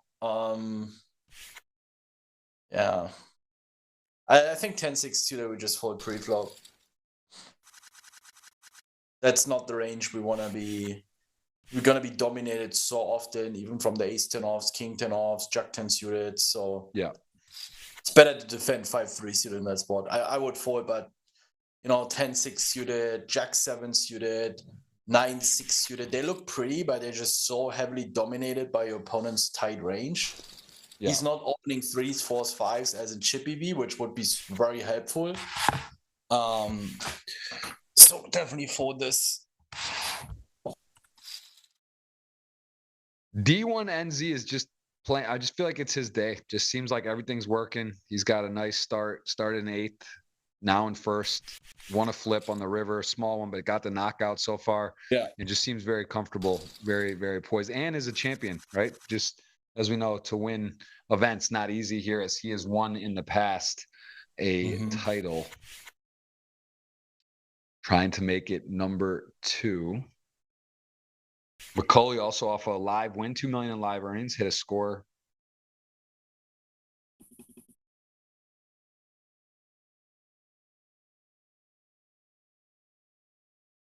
Anyone so far impressed you? Anything sort of stood out? I mean, there's been some aggressive maneuvers people seem to be going for. Kierma Chan's sort of really stuck his neck out in the few spots. Yeah. Yeah, he plays very well.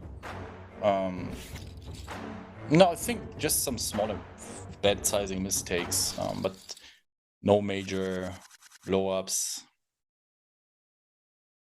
Some weird 4 bets and 5 bets, but you will see that a lot on final tables. There are always some players who want to 5 put, which is not always bad. So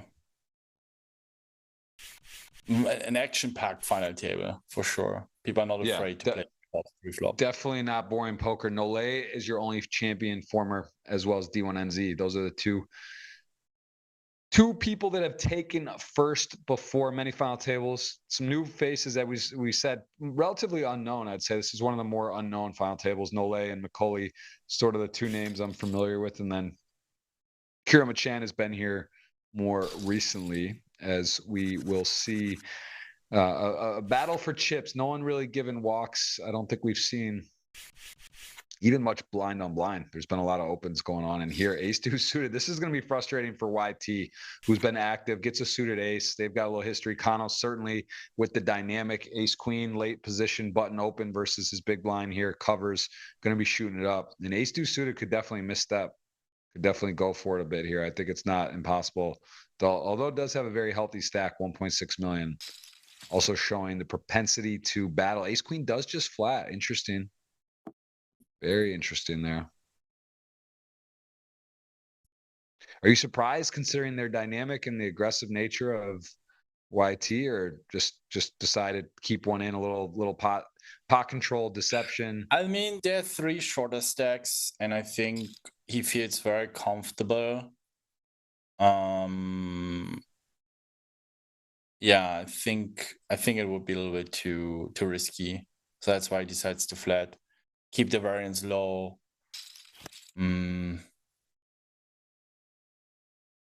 Yeah, especially with 3 shorter stacks. I like it. I don't think we're going to be 3-betting a lot here. Just aces, kings, middle of queens, ace, king, and then some bluffs. I think ace deuce wouldn't be the worst second barrel. 10 is pretty good. 8x to fold. Interesting, he checks. But it's okay. I think it's just a very nice hand to second barrel. Why? Because the suits are really good. You know, your opponent, we're going to have, you know, if we have ace 9 of hearts, for example, big blind is going to check call ace 9 hearts, ace 7 hearts, these kind of hands. So we're basically unblocking all these check calls that just float with ace high. That's always good. It's always really, really good that 5 or 10% of the time we just get these snap folds, auto folds. So if you're, let's say, if his ace deuce off with the ace in hearts, it's not a good second barrel because, you know, he cannot have ace 7 of hearts anymore, or ace 5 or ace 9 in hearts. So that's why the ace X and diamonds are really good combos to go for a second barrel. That has a big impact on your EV. And if you look at it in the solver and you see, all right, it wants to bet ace deuce and diamonds, but it wants to check, let's say, ace deuce and hearts or ace and hearts deuce and spades. You will see that a lot. And the reason is because now your opponent cannot have that anymore that you're trying to fold out. King to king 4 suited does limp in. Yeah, that makes sense. Makes a lot of sense. King 4 suited, a little bit of a, you know, decent hand blind on blind. Gonna whiff here, 9-7. Kings in the commanding position here. 320 in the middle. King 4 spades goes to the flop. Pretty dry, about as dry as you get. 9-7. Rainbow, no flush draw possible. Kings goes with the 100K.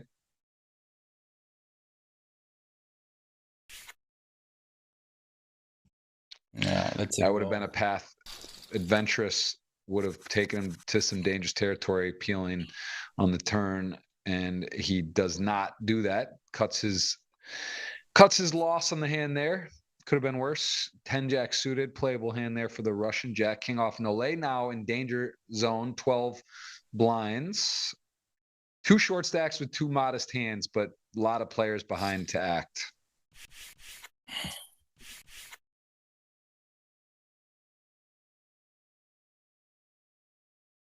Does go for the open. This is sort of the one we talked in the pregame show, right? As a shortest stack, you get to open some of the hands under the gun, ace 10 off, king jack, hands like this where it's a little less pressure. What happens? 3-5 suited now closing the action against under the gun. Not a lot of upside here to try to win, but at the same time, the price is right. Cover a lot, gonna brick everything. 7 deuce deuce, king jack in the lead. And no player with a draw or pair.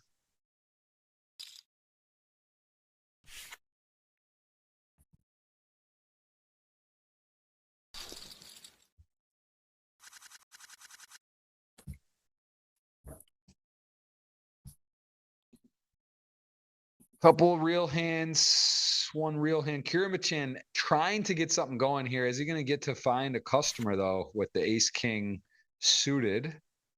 He is also on a shortish stack, 20 blinds. Small blind might get frisky here with a shove. It's a perfect hand. It would be the correct play to do so. Just not working out this time. Especially this opponent has shown also to be very aggressive. So sometimes you have players with 10, 15 big blinds, they're so tight.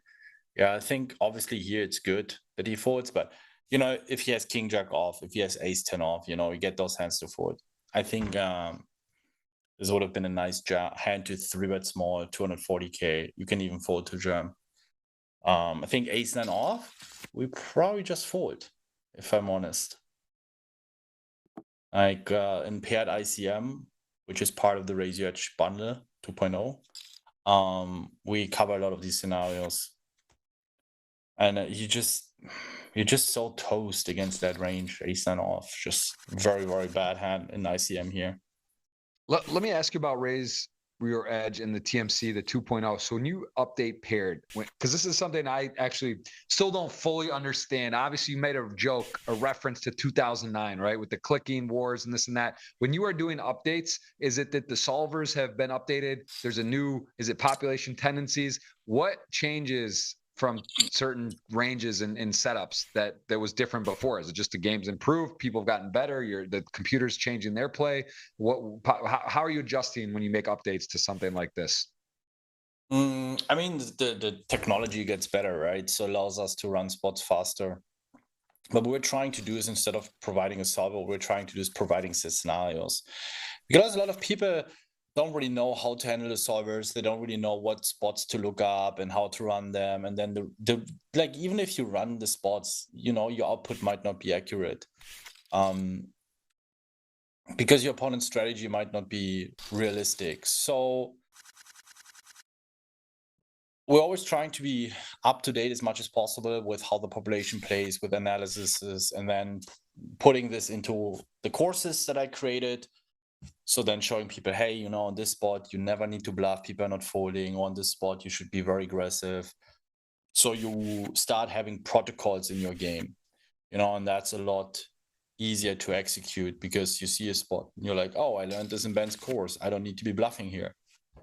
And, you know, don't need to think about all this confusing GTO and solver stuff.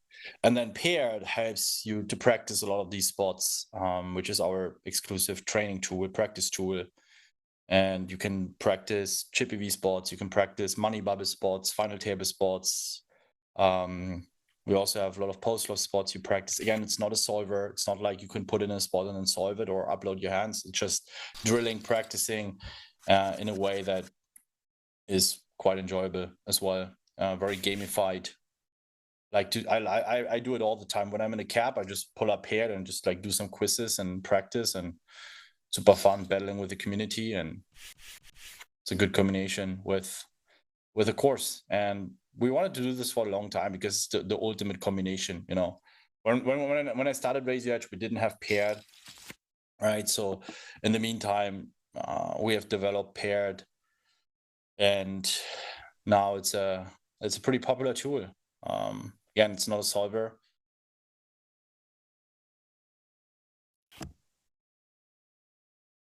Yeah, no, that makes sense. So it's almost more so the updates, maybe more intricate spots and solutions. There's more to put out. It's not necessarily like updating old ranges or so. It's more just different scenarios, different blind matchups and spots that you're able to Yeah. provide more. So, okay. How often does stuff change though? Is there, because I mean, look, people used to 3-bet, 4-bet, 5-bet, 6-bet more, and then it changes to just more 3-bet call. Is there any sort of strategy changes within spots too, or is that not as much of I mean, that? the game is always evolving. Right. Like we see this now that there's so much small 3-betting and 4-betting off smaller stack sizes than it was 4 years ago.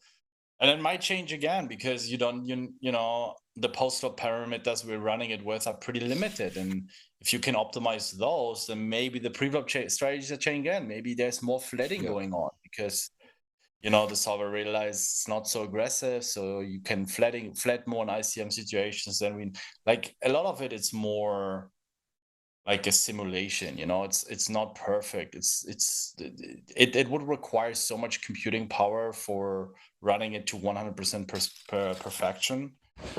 So it just gives you a rough idea on how to wow, that's a very loose defend. That's definitely not good. That's a very bad defend. Yeah, 8-3 suited going to be in no man's land here, although an ace does flop. Kings, Yeah. again, the chip leader starts the day. Not had amazing situations, sort of had some tough runouts, also got cooler to ace, king suited to aces, but still here it's going to be pretty safe, as though not the dream flop. I'm really interested. Josh has really had a tough final table here. See if he can get back in it at all. Nole also short, but double the shortest, as everyone else relatively healthy. Kiramachan also in the semi-danger zone. 19 bigs. As we do get another blind on blind, king 3 off. And gonna respect Kanos there, does get out of the way. Ace 5 would not have been moving for at least the moments, as 2040 blinds are up here shortly.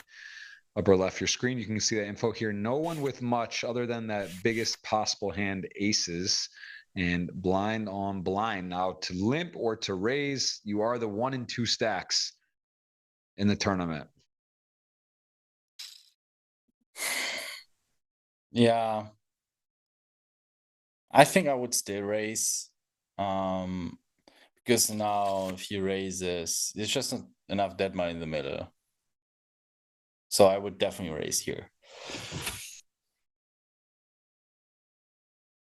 All right, so aces, the jack 5 deuce, 2 heart, gonna start with a check. There is, again, you're against a complete wide hand range. The guy's in the big blind. He literally has could have deuce 5, jack 5, jack deuce, all combos. You definitely don't narrow down the range at all. That's for sure, as he does gonna be against a hand that actually has some equity here.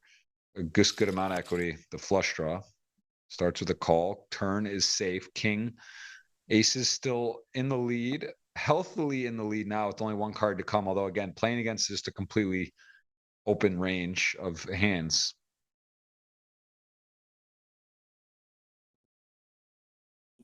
Yeah, I think both is fine now, betting, checking.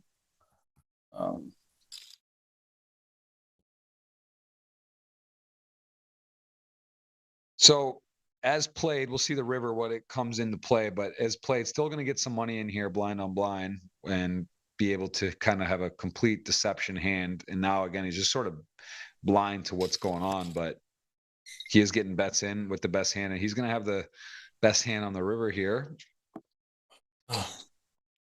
On the 6, Is he there- might actually continue bluffing because, you know, 3-4 gets there, but his blockers are just very, very bad. He doesn't have a diamond. He blocks all the hard forwards. You might go for it though. I mean,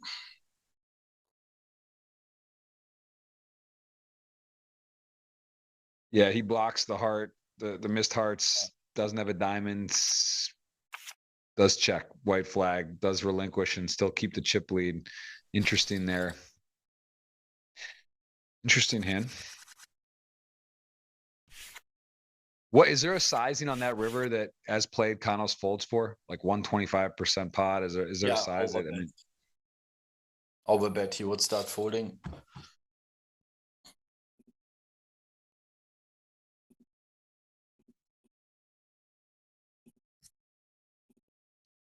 so does fade the flush draw, does chip up a bit. King 10 suited in the small, going to be continuing, decides to really continue, puts in a big raise. And again, the 1 and 2 stacks. So interesting matchup here, battle here. These guys jockeying for position. The short stacks continue to get shorter. The antes and blinds rolling through. McCauley is got king queen, but he has got 2 worthy hands to play. It looks like nines will get saved, and aces. Kira Machan gets another strong holding, the strongest of that tier 1. If Carrington just calls the all-in, because he's going to be doing it with sevens, pocket eights, ace queen, ace jack. If he has tens or jacks, he would probably rip it in. Yeah, I think it's gonna jam.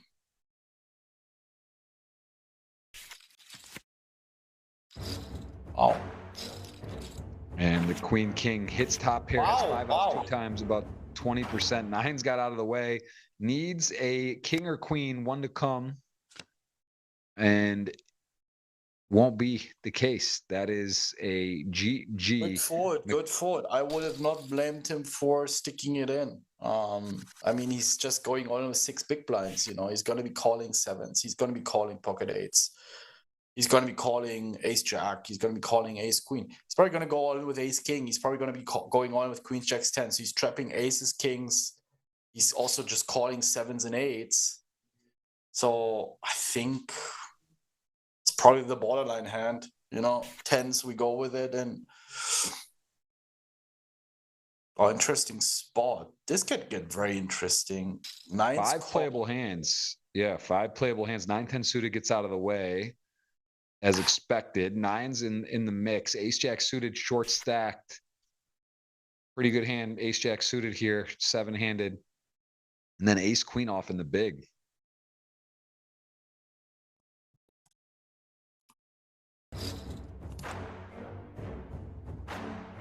Ooh.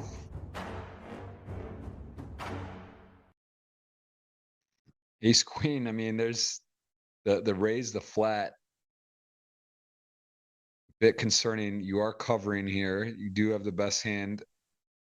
Often, not always. I mean, the ace jack suited here at the raise gets out of the way. What? Wow. A little surprised considering his, more so because of his style of play, that he's just willing to get in there. I guess it shows he likes to be the one taking the initiative. As nines will get the good news. A lot of aces gone. Needs some hearts. A jack or one of the aces. That's 2 hearts. That's part of the puzzle. Needs a river now. Turn was safe. Nines in the lead. 68%. Still plenty of outs available. And it is a queen. No jack. No ace. No heart. GG. No lay is out. That was your 50. That was 50% of your betting allocation, Ben. I'm feeling pretty good right now. I got D1NZ. I got Kira Machan.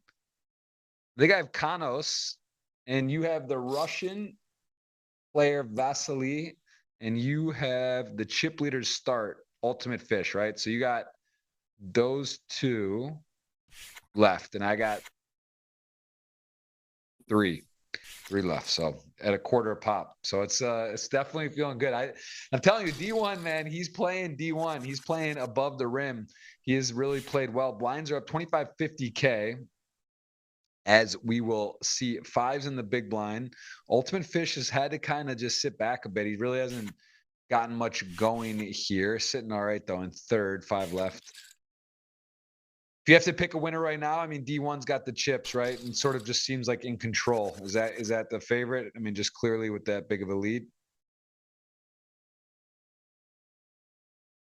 You can see in one hand, I mean, Carlos is close. Yeah, now he has a good shot to close it. A bunch of mid stacks. Carlos can't. He's positioned him. He's in an excellent position.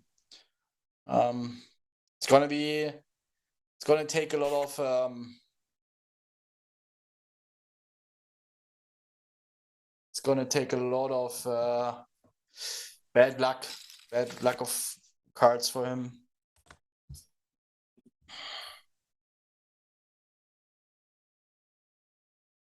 Yeah, this is this is a good situation now for the YT with the nut flush draw and a gut shot against the 7-8 suited. And if he does peel a turns diamond, could get pretty ugly for D1N. Definitely for that price with the diamond draw is not going to go away. 7 or 8 is a winner though, if able to get to showdown and calls too though. There's some, okay, this is not gonna work.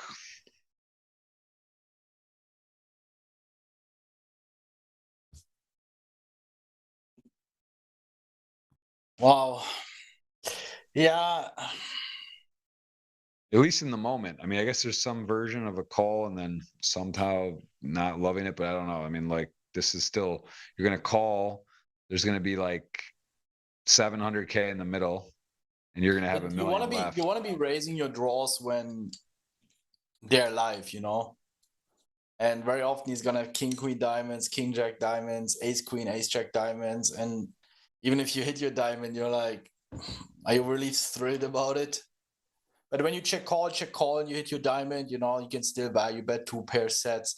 But now the bigger the pot gets and you hit your flush, at some point the only hands is gonna be calling off a big bet or not, and gonna be better flushes. So my approach is always in these spots, if I have queen jack diamonds, if I have ace deuce and diamonds, I'm raising those because I can still hit the nuts. But here it's gonna be really rough, no? Like, wow, did not expect that. He just rips it in, Sticks it in. YT 1.7. was it your pick? Which YT? one? YT? No. I have Kira Chan. I had Josh who busted. I have D1NZ and Kanos, I believe. I have 3 of the 4 left. Yeah. That's the audience is sweating for 100. If one of my guys outperforms yours, you have 2 left. I have 3, but you had 50 on the one. So, yeah, I guess interesting. It's interesting. The ban. I guess from a strategy point, I guess no, it could matter. Yeah, I'm just thinking if it makes more sense for us, like, because yeah, if your guy hits for 50 or 25, it doesn't matter, right? If I don't have him, like, because you would just beat me. But yeah, if I had 4 guys, you had 3. I think it's probably better to have 4. But yeah, anyway. It's open. This chip leader, Ultimate Fish, is hanging in. He has got some chips still, and the most quiet. The Russian has not really got too much going. Vasily, I don't feel like he's really had too much chance to play. Kirmachan been pretty active. D1NZ obviously chipped up from 8th place to 1st. Ultimate Fish has been in a lot of pots. Kanos been pretty active. I'd say it's an active table. Not really anyone hiding here. It is, yeah.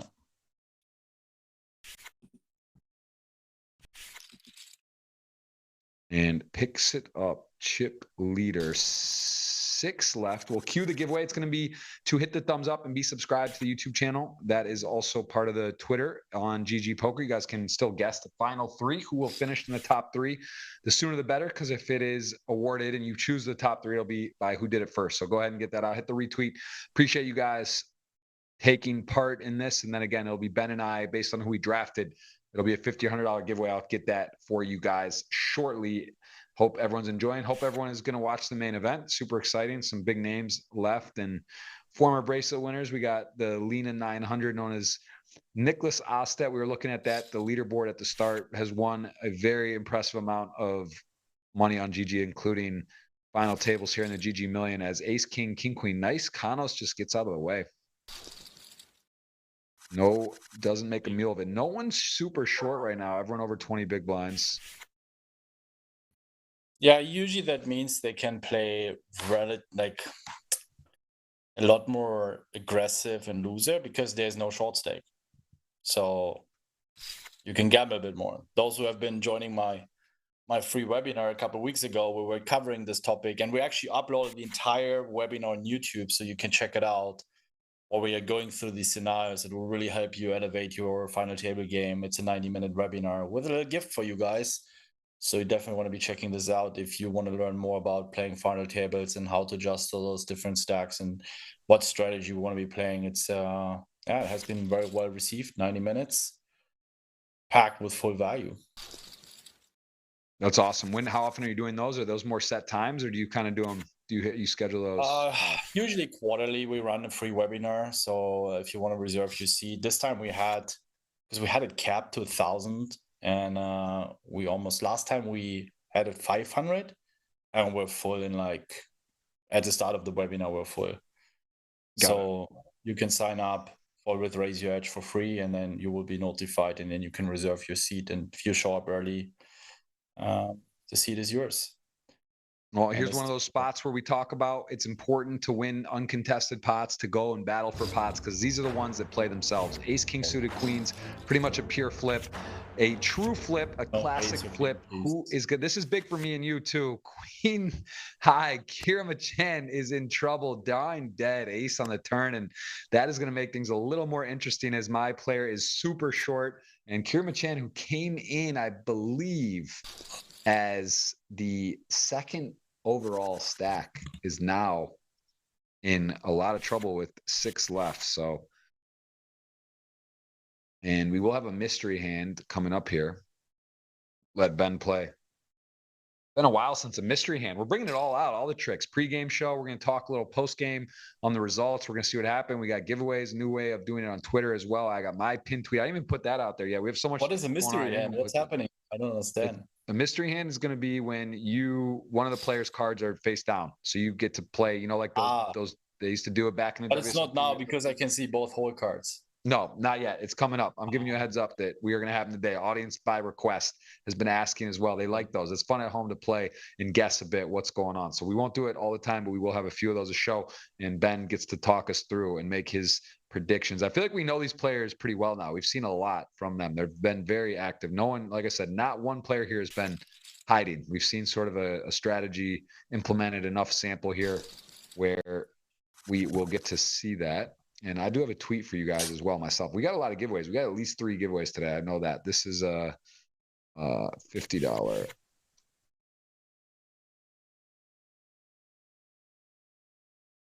Oh man. We are seeing some, I don't want to say, I'm trying to think of the word today. Inspired. We've seen some inspiring poker, some what's the word? Some spice, as Jungle Man likes to say, spice poker. We've seen some spirited poker, people going for it. King 7 suited now in the small blind, gonna go and put pressure on. And that's what's fun about poker. You can sit back, you can kind of do whatever, and then at some point you just decide, you know what, I'm gonna go after this guy. I'm gonna beat the guy on my left. That's my mission. That's where I have an advantage. And here he's just attacking the second stack. And you know, you just turn it on, right? Out of nowhere, a couple orbits, everything's in line, ABC, and then sure enough, you just hit that gear and it's hard to adjust, right? In game, on the fly. You know, you got 2 million and you got only so much time to think about what's going on. And certain times you're just handcuffed anyway with the hand, ace 8 off. Not much you can do there. You know, you just kind of gotta chalk it up to, okay, bad luck. Ace deuce off here. Ace jack suited. Kira Chin needs this pot. Does have the best hand at the moment. And ultimate fish thinking maybe I got an ace. It's a short stack. He's raising into the big blind. It could be a wide range. Do I want to attack here? Do I need to? But do I also want to give a shot to over triple up again with like not a great hand that I've never dominated? But he's using some clock here.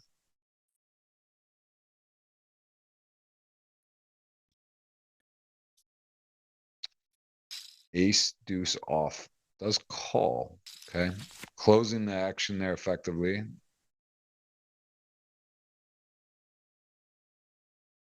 Kirmachan is in the lead, has to fade a fair amount of outs though, does have the over in the gut shot. I'm sorry, the over open-ended, 12 outs, backdoor hearts as well. So still a big task. Ace deuce is drawing dead though. Part of the equation. So that makes there you go. Sense to me. Which is that, to bet? Yeah, you don't want to fold out small blind here. And a jack will hold. Going to be tripling and some. All right, I mean, still in it. Basically, he overbets into this 25k pot. And if your opponent, if you fold out pocket threes or something, you know, it's like you just fold out those 2 clean outs that can knock out the big blind in case he has a hand. Like that makes no sense to bluff into an almost dry sideboard.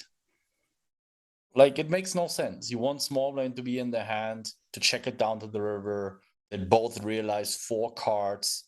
All right, so you want to play with 4 against the 2 cards from the big blind because you're a mid stack. You want the shorty to be busted. You have the big stack to your left.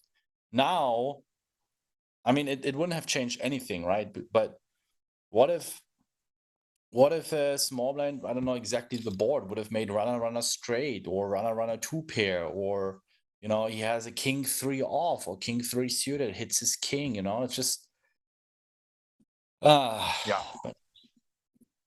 Yeah, I think, and those are one of those ones too, result oriented wise, right? We're not going to get to see, that doesn't matter in that moment, but there are times where he would actually fold them out, the winning hand or how it plays, Yeah. as we see that it didn't matter. And as you said, it does change dynamically, can really cause a pile of, how many times do we see a 4 blind, 3 blind, 5 blind stack come back, cause havoc? And again, pay jump for all. Now there's still 6 left. It would have stayed the same, but sometimes it won't. And that can affect the whole landscape of a final table. Yeah. It is a 20K jump, 2 buy-ins also from 6th to 5th.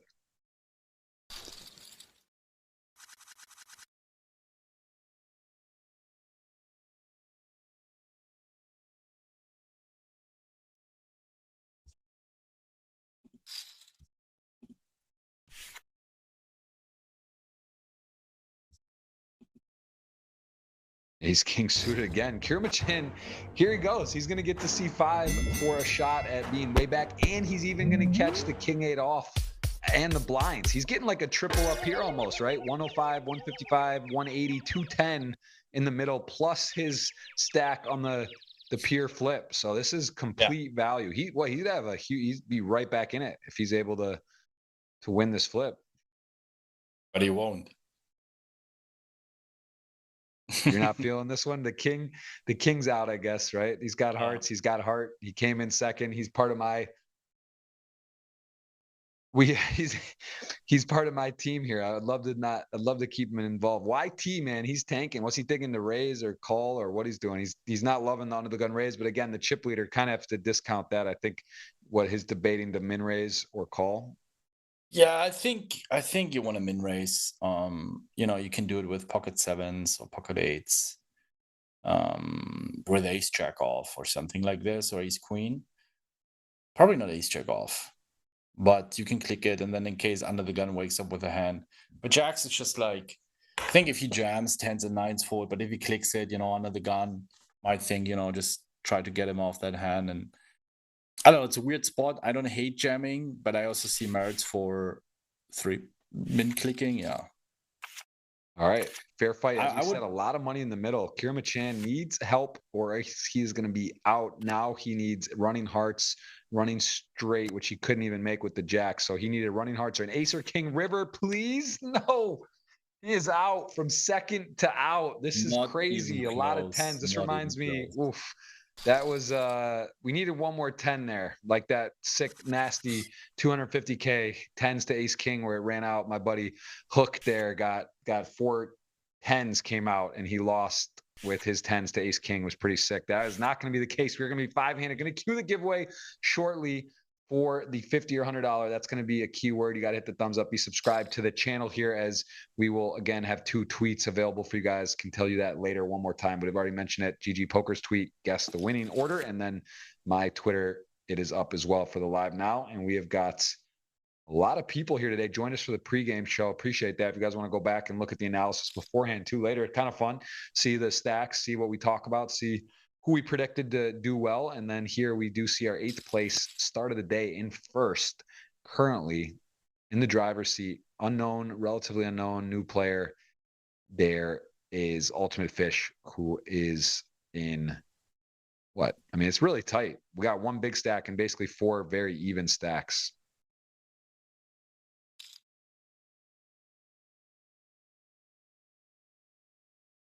This guy D1N Zvas is a fighter. He doesn't like to give up on pots. He's in there. Kanos also someone very capable. Here we go. Wide ranges, blind on blind. King high going to get out of the way. Jack 9 was in great shape with trips. And oh, Ben, mystery hand, ace 10 off from our start of the day chip leader in the big blind. Kanos been active.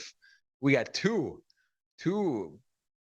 blank cards here. Let's see. Okay, well, not going to be relevant for Kanos, but D1NZVO Zaz chip leading. Feeling a raise. I'm feeling a 200K, 4x covering pressure. Feel 225, 175 at least. Let's see if we get a little pressure here. There it is. 175, ace 10 off. Ben. So far, he gave me everything. I mean, ace 10 off, we call. Range is going to be polarized. So he's raising pocket eights plus. He's raising 9-3 in clubs. He's raising 8-4 in diamonds. You know, these kind of like bottom hands still have a bit of playability. Maybe king 3 off, queen 4 off. And also ace king, ace queen, ace jack. So I think pre-flop standard, flop we call, turn we call. And then it's probably, since it's a mystery hand, we're gonna have a dicey river spot. Right, I cannot imagine this hand being over on the turn. So we're just trying now to narrow the hand range down. It could though. It could be. I mean, it still could be interesting though, right? If he like bets and then the river, does he value bet? Does he check back? I mean, there's a lot of ways this could go. So let's see though. On the turn, hearts come in. He has a 10 of hearts. Let's see if the pressure gets put on here for another bet. I mean, again, ace 10 pretty high up in the range. What are you doing with ace 4? What are you doing with ace 7? You know, that starts. There's a lot. It's not like super comfortable here. And for this sizing, Ben, this is a real mystery hand. Big bet. I think I'm now very keen on his having it.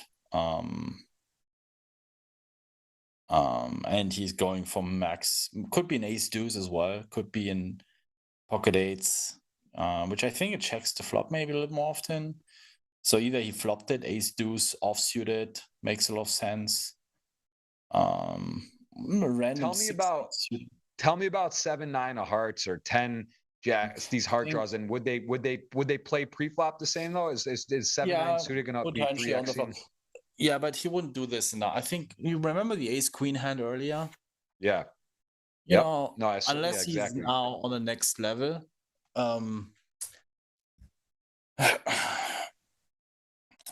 I mean, it's getting very nasty with ace 10 off. But I think we just have to call once. I think 7-9 often limps. It's gonna be those one high card, one low card hands. Wow. Whoa. Next level. My man is on that. That is dirty stuff. That is dirty, man. D1NZ. 12.92 to 1 long shot. I saw he's a former champion. I took him. I'm in there at $25 at 13 to 1 essentially. That the turn for it is strange. I don't think you can afford the turn.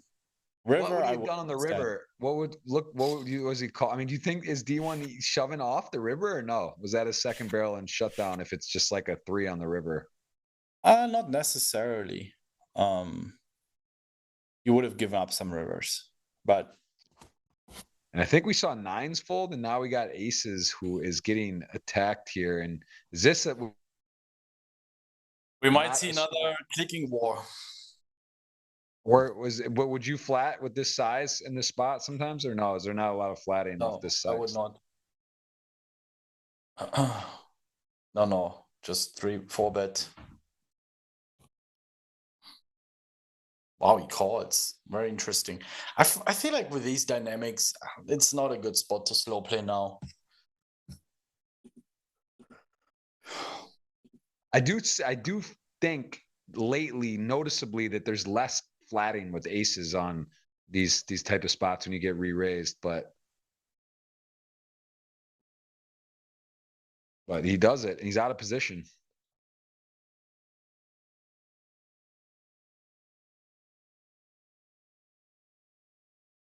So let's think about this. It's not a mystery hand. We see the hand ace 7 suited, but with the aces here, are you still inclined to call, or is this enough to start springing the trap against the, king queen off that might 3-bet you? Or, what hands are 3-betting when you have aces though? You block all the suited wheel or most of the suited wheel stuff, which he happens to have ace 7, it's a suited ace spot.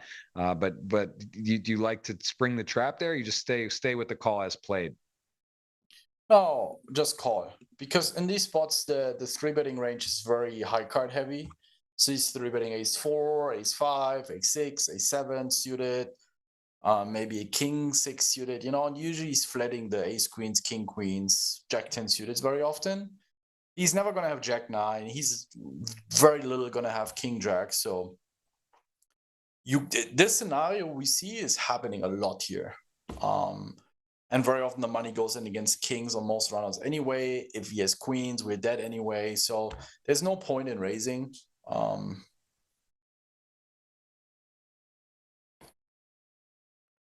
Wow. Takes the free spade on the turn. And now, I mean, this is aces gone wrong. This hand, you know what this reminds you of, right? You guys, everyone at home knows.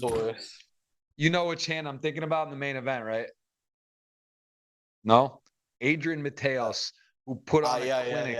Kings folds kings on the turn on a queen high against aces, and then he gets in aces to ace king suited pre-flop and loses to running spades. That was, I mean, I think he was final 5 in the 10K 6 max the other day. Right now, I don't know where he finished. I mean, the guy's just playing above the rim, lights out. But yeah, this is pretty insane. And aces, I mean, can't love the queen.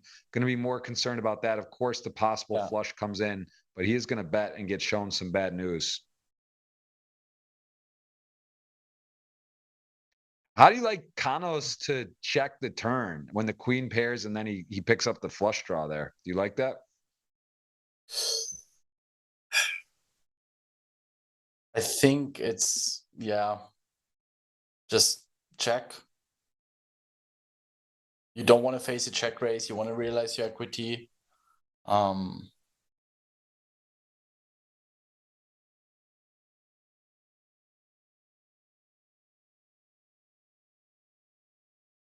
And this is, I mean, and then you start thinking, all right, he checks the queen on the turn with what? Like ace queen? Would he really do that? Does he have pocket queens? Like what, you know, so now, what do you got? Like why does he have ace king off? You have the ace, just like a crazy run out. Doesn't think long about it. Gets out of the way. Nasty run out. Would you raise? Would you raise there with a flush? Would I raise that as played when I get led on the river there if I had that hand? Yeah.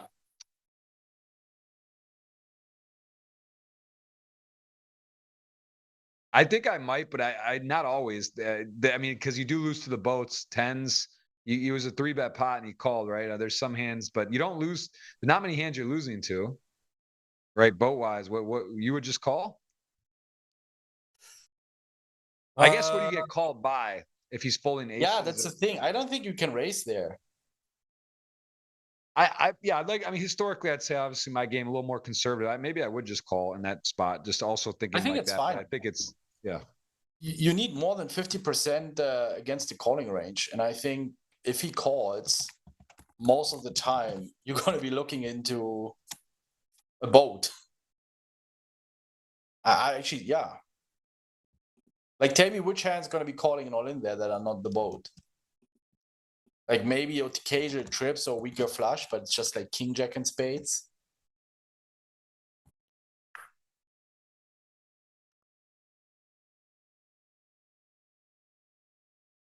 Yeah, great point. Ace, queen, ace, jack. This has got the makings of a cooler, 5-handed with the positions, button, small blind. Ace, jack. We've seen him take a variety of aggression here, and Ultimate Fish has a 1.5 million stack and is going to probably get met with the 3-bet 350, 400. Good call. 325. Yeah.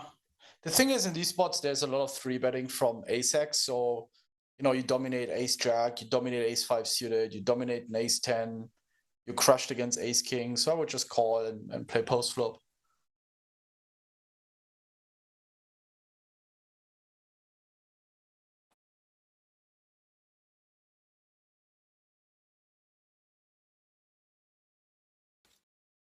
Good pickup there. 2 million now for the unknown. I was just saying unknown, but in terms of results, this player has never played. It's actually, I believe, first ever appearance on the GGMillions, and also only has 30K in GG winnings. So, I mean, versus some of these players like 7.8 million, 11.2 million for Josh McCulley. So some big hitters out here, and he is coming in as our unknown as the chip leader, and he's hanging in though. He is currently in third with 5 left, and I think he's played really well. He did get coolered, ace, king suited aces.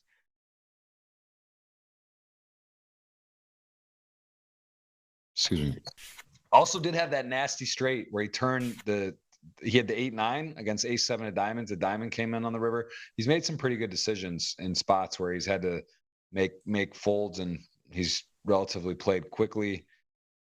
And I'm impressed. I would say everyone's playing pretty well today.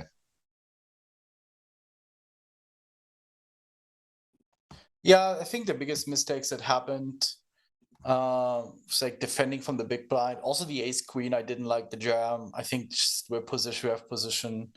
You just fold out hands you have dominated anyway.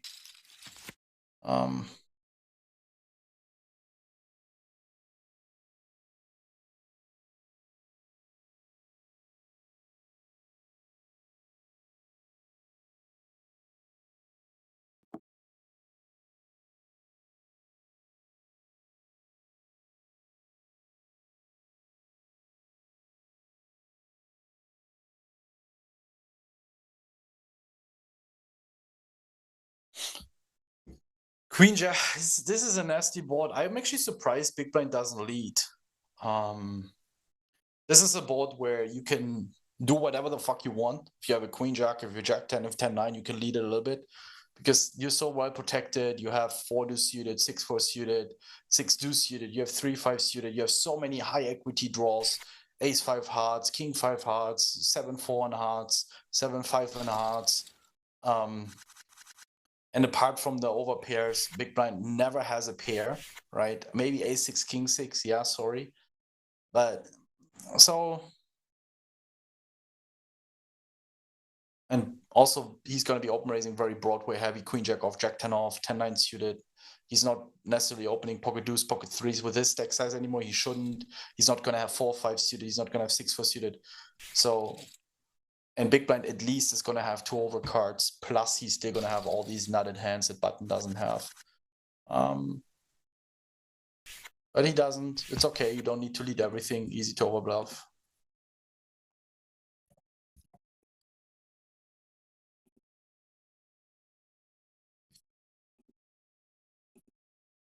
Ace-10, Queen-8, pretty even stacked here. Again, tight. Big jumps between second, third, fourth.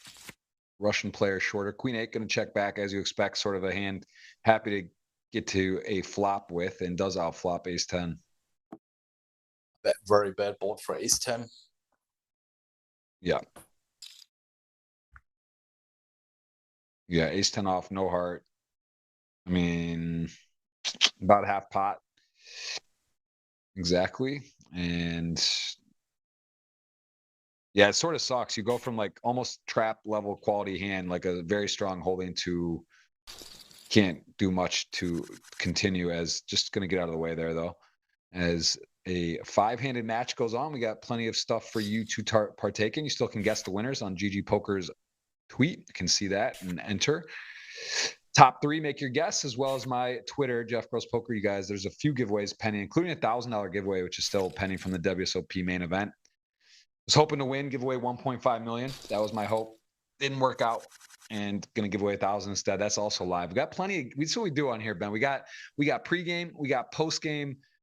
We're gonna now analyze our picks. We're gonna take a look at a full range of action today, as 2 tier 1 ace king suited, pretty rare. See ace king suited, ace king off, but ace king suited, that is not a normal thing. And actually the 1 and 2 spot, if there's a time for a nasty flush, I mean, you start talking about 2 suited hands here that money could go in. This could definitely be a massive pot somehow. At the same time, does Kanos just call? Is there a world, because he's in second, he's out of position? No, it's too much hand, 5-handed, gonna shoot it up.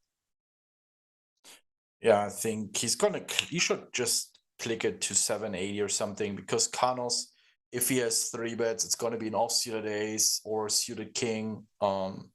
So I don't hate the call either. Again, yes, is in a great position. Keep the variance low. A lot of people would just auto jam. I get it. Yeah, love it. The click back, 7, 8, 900 can even go smaller. Again, big blind doesn't, with his bluffs, he cannot really defend against the 4-bet.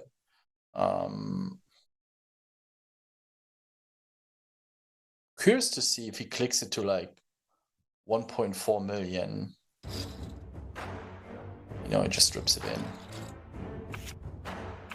All right. Got the coffee prop brewing. I'm feeling a big pot. This is a sweat. It's going to be oh my God. It is not. It is a major sweat. Ace turn doesn't mean anything. Heart, river, peel, slow, please. That is that black? Is that spade at the bottom or diamond? Diamond. Wow. Backdoor. So there was a flush got made. Not one of the two they had. That was for a lot of chips and a very sweaty situation for our friend there, looking at a faded heart with 2 to come there. Whew.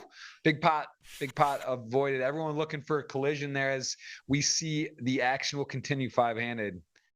Just had a pot of coffee brewed there. That was a sweat.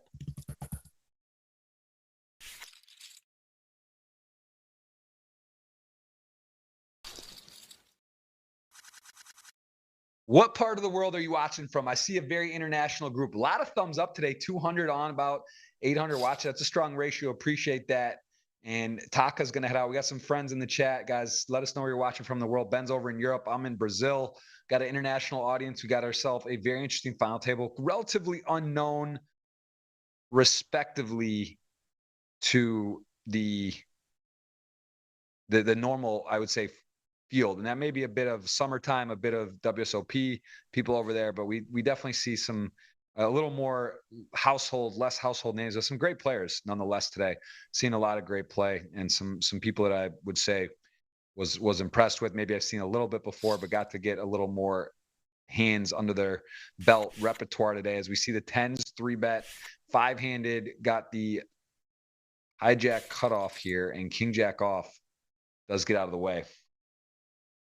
I think a little bit of good recognition from YT with the king 3 off. He's sort of been realizing that I think his story is a bit skewed. I think that he's got good understanding of his perception, where he's kind of knowing he kind of needs to have it, right? That he's playing light and looks light. So he's can't really just come back with like a 4-bet, complete air. And that's important to know how you're perceived or how you believe you're perceived at the table. So I think he's sort of accounting for that, right? And obviously if he gets good hands, right, then it works in his benefit. If he doesn't, then he kind of has to just back down a little bit. Yeah. No, 100%.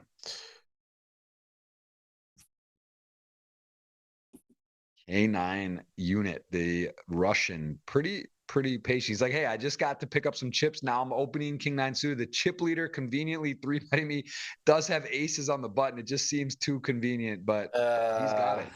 Yeah, no, that's not fair. It's a nice hand to also play back. Yeah, I am not surprised. Can't blame him. Why?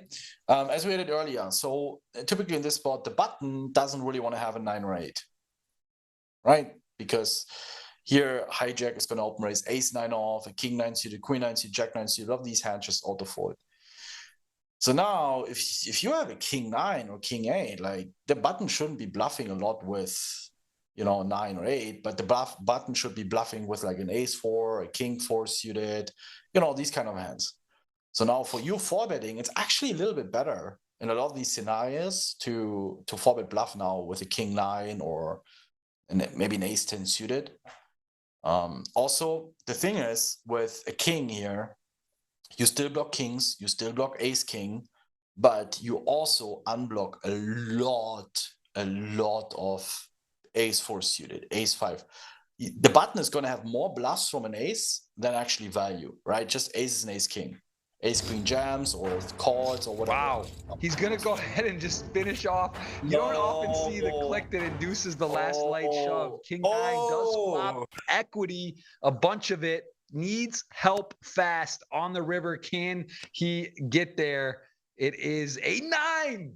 Oh my goodness. It's like he trapped him. It's like he literally, Ben, that's your pick. That was one of your $100 units you picked to me to draft. It's like you knew this guy all of a sudden is the tied for the chip lead 3-way. And that is a wild turn of events. The 9 on the river. Oh my goodness. Woo. That's the hand of the day right there. He just, it was, I mean, it just put it in. He is chip leader currently. Wow.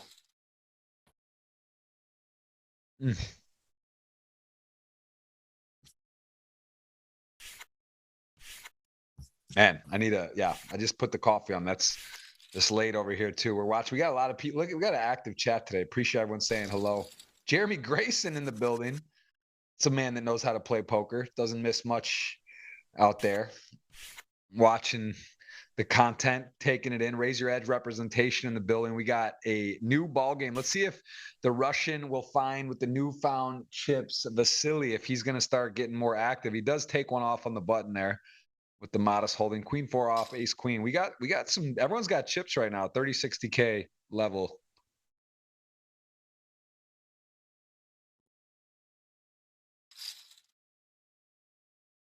I mean, people probably know me now with my tweet about Kirsten Bickner when she busted that, I didn't see it as such big of a pun. Even the King 9 suited. This is the thing. If this guy sits there with ace 4 off and 4 bets and he rips it in, he forwards, he's the biggest genius, It's always in these moments, you're either the biggest idiot or you're the biggest genius. There's no in between. And I have a lot of respect for those plays, Yeah, I mean, we talked about it on the pregame show. Kristen Bicknell kind of came up with the king queen hand, which a lot of discussion. Doug Polk made a video. There was also the queens that folded pre-flop, and Bonomo covered some of this, talked about plugging it in, what type of EV sort of ICM or mistake or what it is. But again, yeah, you're going for it, right? You're playing. There's a reason you're playing one of the top. You're a top player in the world. You get there, you make moves. You don't just sit back. You have a read. You have a reason.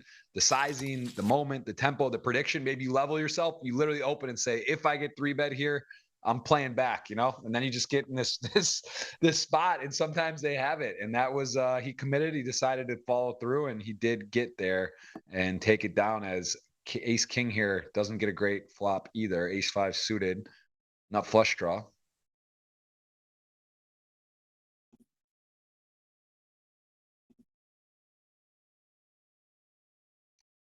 Nut, flush draw, no pair, ace king, blind on blind.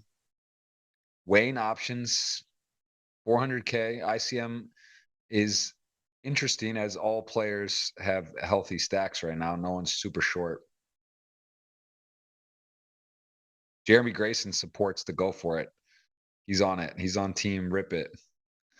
Jeremy plays big stack. Jeremy's not limping into final tables, right? He's top 3 of 9, or he's making moves. I like it. Oh, he plays pretty smart. He plays it pretty smart. No, I don't know. Obviously, I don't know specifically. You would have a better idea. I'm just saying I hear he supports it. He's saying to go for it, though. He's not upset about the go for it, as we see the nut flush arrive for Ultimate Fish. Start as your chip leader, only 30K in GG earnings compared to the field of people with 10 million, 11 million, 7 million, 2 million earnings. So again, this is sort of Macedonia, maybe satellited in. Let's see if we even have a note on that. Don't want to speculate, but again, never played this tournament before. McCulley satellited 7 times, Nolay 12 times this season, but it doesn't say that satellited in. Maybe just bought in, maybe feeling it.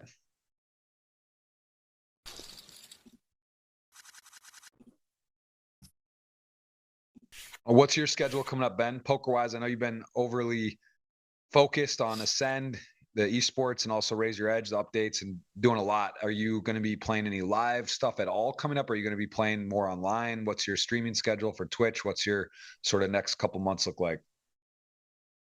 I'm now at home in Germany for a week or two, and then I'll be back, and then I definitely want to be playing a lot more, but I will be streaming a lot less. Like, I want to focus a lot more on quality, focusing my game, and also sharing and explaining my thoughts on a lot of the decisions, especially when I run deep, because on stream you can't really talk about it because your opponents are watching. And if you say, against this guy, I'm going to be 3-betting a lot. Against this guy, I'm going to be tight. So a lot of it turned more into me playing and entertaining the audience, but I actually enjoy more playing and explaining my thoughts. I understand the impression of us sometimes having a blast late in the night and, you know, blasting music and having a party playlist, but I only did it because I was kind of bored, and I would prefer, like, I also enjoy that, don't get me wrong, but I enjoy a lot more sitting there and explaining my thoughts and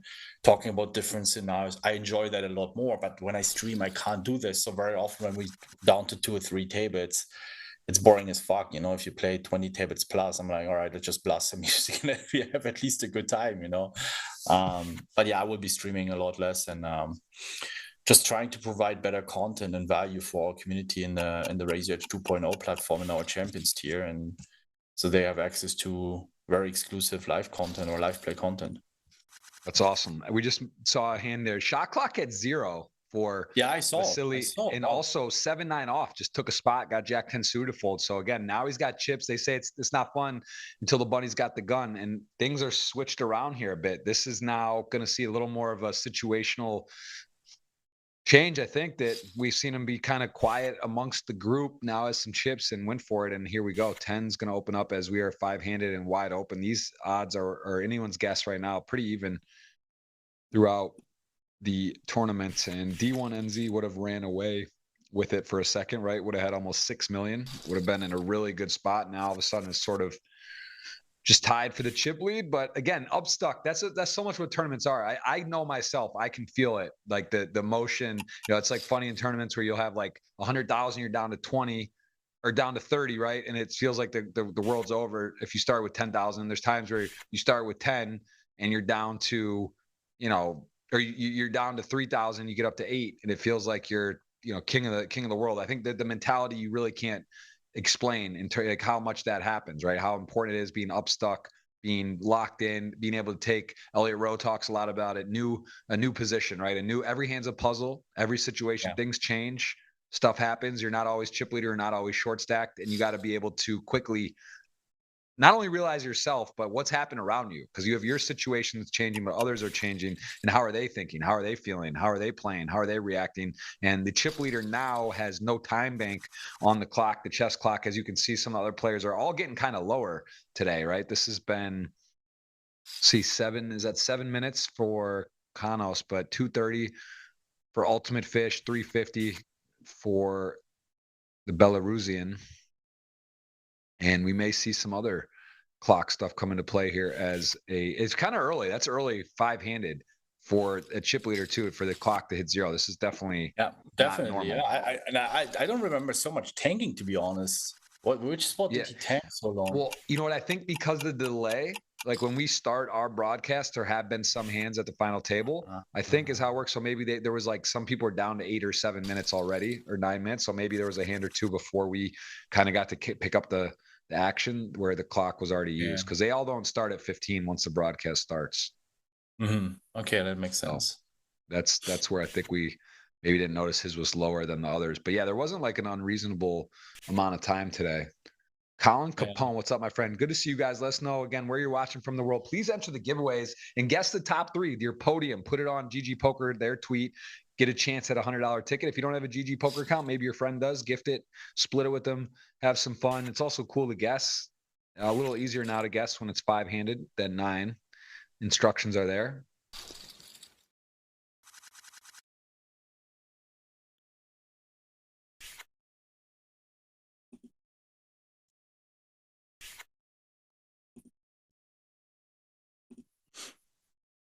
Yeah, Ace-Deuce is like, without the clear short stack, we probably want to be opening it.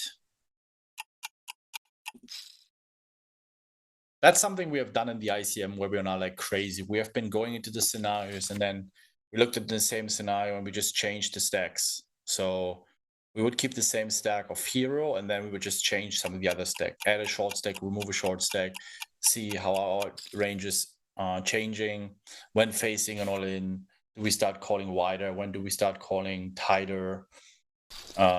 Giving adding a couple of big stacks or adding a couple of mid stacks and just keeping our stack the same and just see it and trying to find patterns. And I was helping our students to start seeing patterns, to understand, all right, when this happens, I do this. And when that happens, I will do this.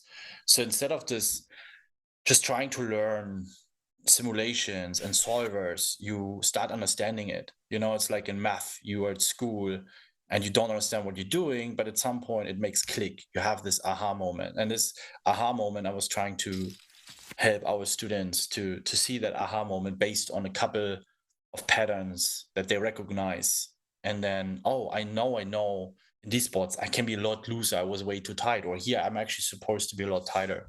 So again, we put it on YouTube. It was for free. We ran this one 3 or 4 weeks ago, and it's always worth coming because you always get gifts and stuff for free that I'm just giving access to the people joining the webinar. And you can ask your questions live. It's not just recorded. We always run these live, and then but we put a part of it on YouTube, and I think it's super valuable. That's awesome. Yeah, no, I mean, wow, 10s fold there. Interesting. I guess it was, yeah, I guess it's not blind. I mean, that is Yeah, interesting. you also wouldn't expect these hands to be betting, so I can see that. I can totally see that. I mean, Ultimate Fish has really played I think a Mhm. really nice game. Got coolered super early as chip leader, which is a bit, as again, not much, never played a GGMillion before. Could easily get flustered, kind of spiral out of control, but has maintained, built back up the stack, and right here is tied, basically second three-way. It's really tight, four-handed, very, very even. I'm sorry, five-handed, Yeah. but four super close in stacks, and then you got the 1.3 player who got really a nice kind of a gift early, right? Aces to ace king suited, also showing the willingness to go for it. King 3 off, other hands getting aggressive with. So yeah, this is not a boring final table. This is not a full ladder. Guys are battling, swinging, going for it. 35K 70 blinds are up. That will make things go quicker. You can see the chip leader there with 2.8 has 40 big blinds.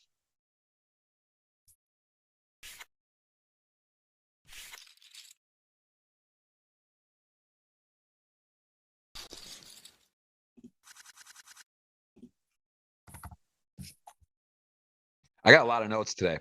What about you? Any? I mean, there's a lot of hands. Are you so for yourself, because you play the GGMillion regularly, the Super Million? Do you will you make what? Give me. I mean, you don't have to give me the notes you're giving, but some of these players who maybe you're not as familiar with, how valuable is it for you to kind of get to look at them, and then what type of notes will you make? Is it blind on blind stuff? Is it their chip leader? Give us a little bit of an inside look on sort of how you approach a note. And do you have like a Google sheet with players, since you in these type of fields you will battle with people more often? How detailed do you do your note taking? I usually only try to take notes where I can also make an adjustment, or understand the player type better. What happens here? 3 bets, the king. Yeah. So typical example: someone calls too much from the big blind. So that also helps me. Like the guy 8-3 suited earlier, so I know his flop range, turn range. I just see bet a lot. I second barrel a lot. He's just gonna have way too many hands, right? And it's not. I'm not writing down what he is defending. What I write down is see bet a lot, second barrel a lot. So whenever I'm in the spot, I'm not sure whether I should see bet or check. I know I should just see bet because he's gonna have a couple more hands in his range that he's not supposed to have. Right. So I'm That always makes sense. giving myself concrete instruction on what I should do against a certain player. And What are some notes that you think that you noticed with some adjustments maybe within Raise Your Edge and your community, or sort of noticing what kind of notes do you think people make that are kind of irrelevant, or maybe they shouldn't need to do but they think are valuable? Or they over you, because a lot of people are playing in larger fields though, so it's different, right? When you're playing in a $100 with thousands of players, you might never see the player most likely again, versus these type of fields where you see the same 100, 200 players. You know, how would you kind of how would you look to how would you instruct on notes for the difference in the field sizes? Or is it even worth taking, you know, is it more about in the game, in that tournament, since you're at the table, you get to see those notes? You understand you won't see the player again, probably, in a lot of these fields. The very first mistake is people writing down fucking long hand history. And by the time they went through it, the hand is already over or they're timing out. Right. So, as I said, keep it short, give yourself precise information or instruction. And if you still have space and time, you can still write down a hand history, right? He did this on the flop, then this and this, so you get the full context. But typically, it's information that are not relevant for their game. Like, flats a certain hand on the button, jack 10 or whatever. Just like they're making notes about standard plays. Okay, what are you going to do with this information?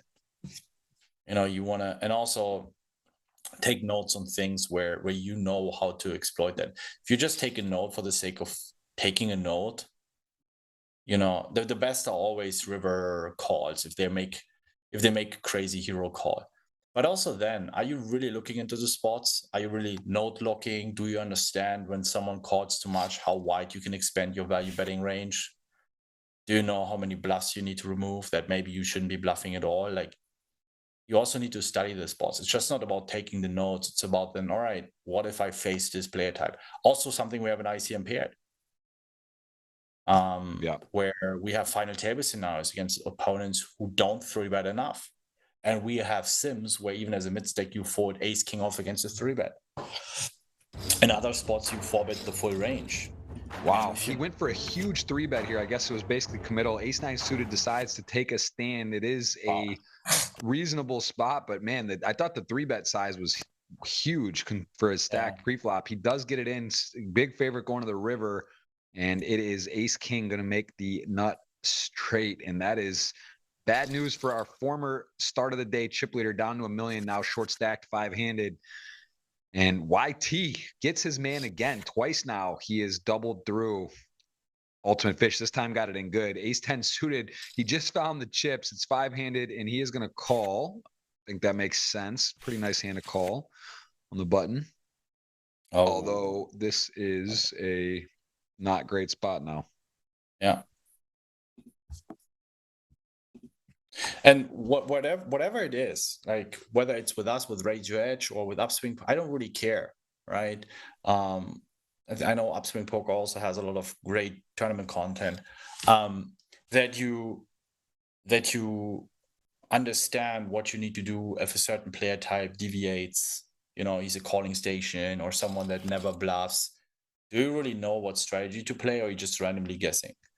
And it's not so much about studying GTO and all the sorts. Like, it's so much more important because you never really face someone that plays perfect GTO, not even close. So it's a lot more important to understand. You need some basic theory. Don't get me wrong. Don't be lazy and try to take the shortcut. But then, what are you supposed to do against someone who is never folding, or barely folding, and someone who's way too aggressive, someone who's way too passive? And I think a lot of players don't really have a game plan.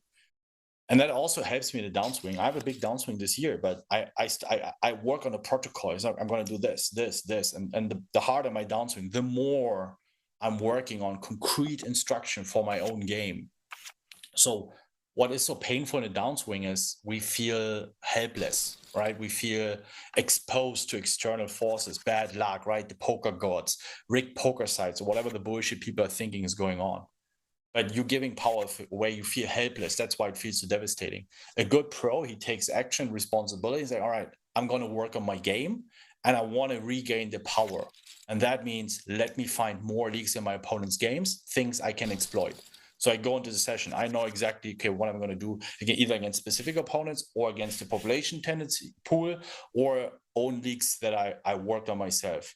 And that's the only magic pill to go through a downswing. A downswing always feels so brutal because it feels like there's nothing we can do. That's the victimhood mentality, and that's why so many people fail. They start tilting. You start tilting because you feel helpless. You feel dependent on outside factors, luck, right? Oh, I'm not running good. Like I'm supposed to run better. No, you're just not good enough. You're not prepared enough. That's it. And that's why you see the difference between losing players and winning players are a lot more in charge and in control. They know, all right, it's just a bad stretch, but I know what I need to do. I'm in control. That's the only difference between people who cannot go through downswings and people who can.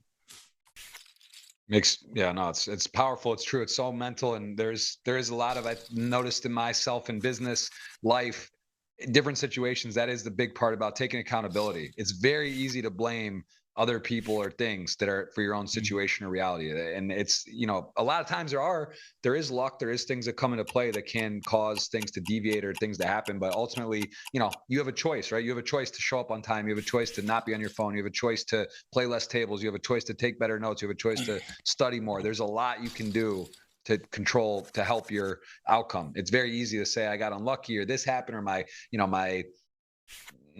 my child distracted me or my whatever, right? There's 1,000 things you can say, that reasons why things can happen that aren't as you wish. But I think that is a winner's mentality, is taking ownership for your results. And that's something you kind of notice amongst people that have good, successful things happen, and those that don't, right? There's a lot of blame, victimization, and excuses. For sure. I think that's huge.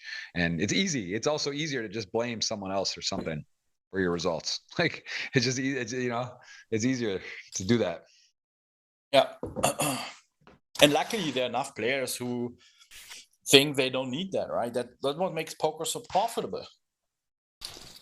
You see live tournaments, the records are, every year, main event, WSOP, this year again, another record, and also other tournaments are breaking records for the entries online. GGPoker breaking guarantees from year to year, from series to series.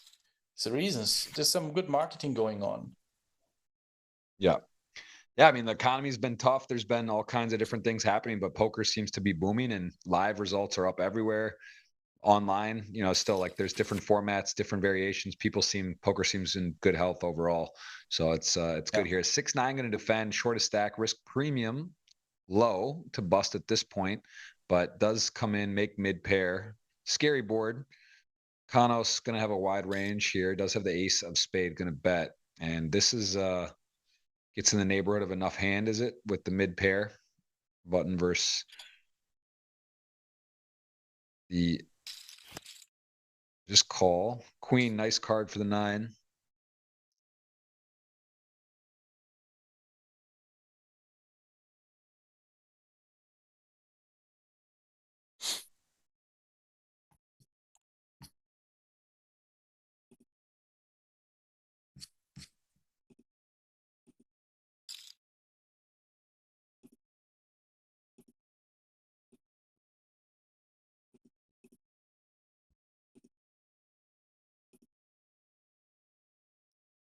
And he's gonna come lead turn. This guy, I'm telling you, man, he's gotten cooler. He's got some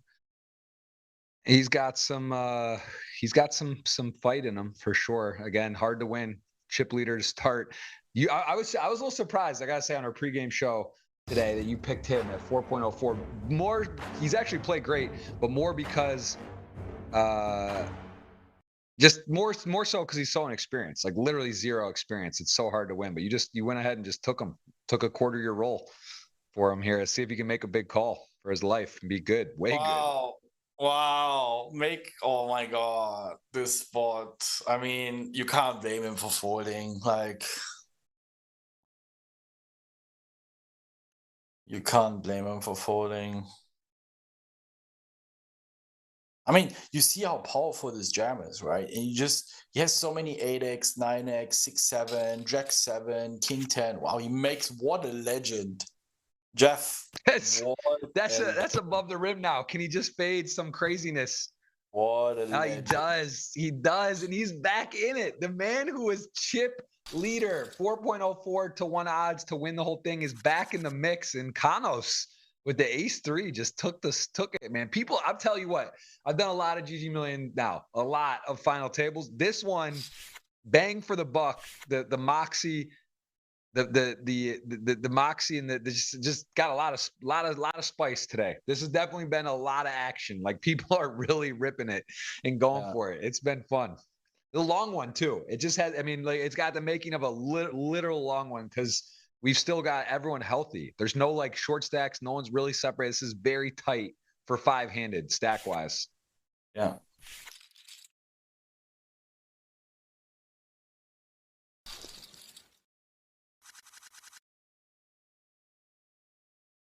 10-7 suited for D1N. 8s, ace-9.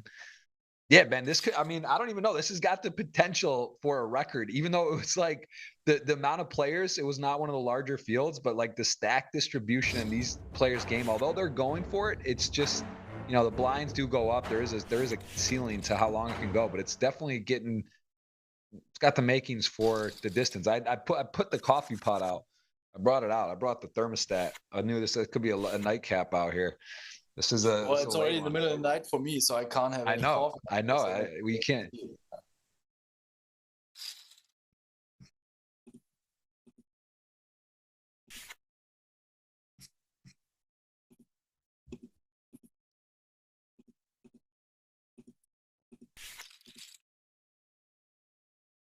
Ace, queen.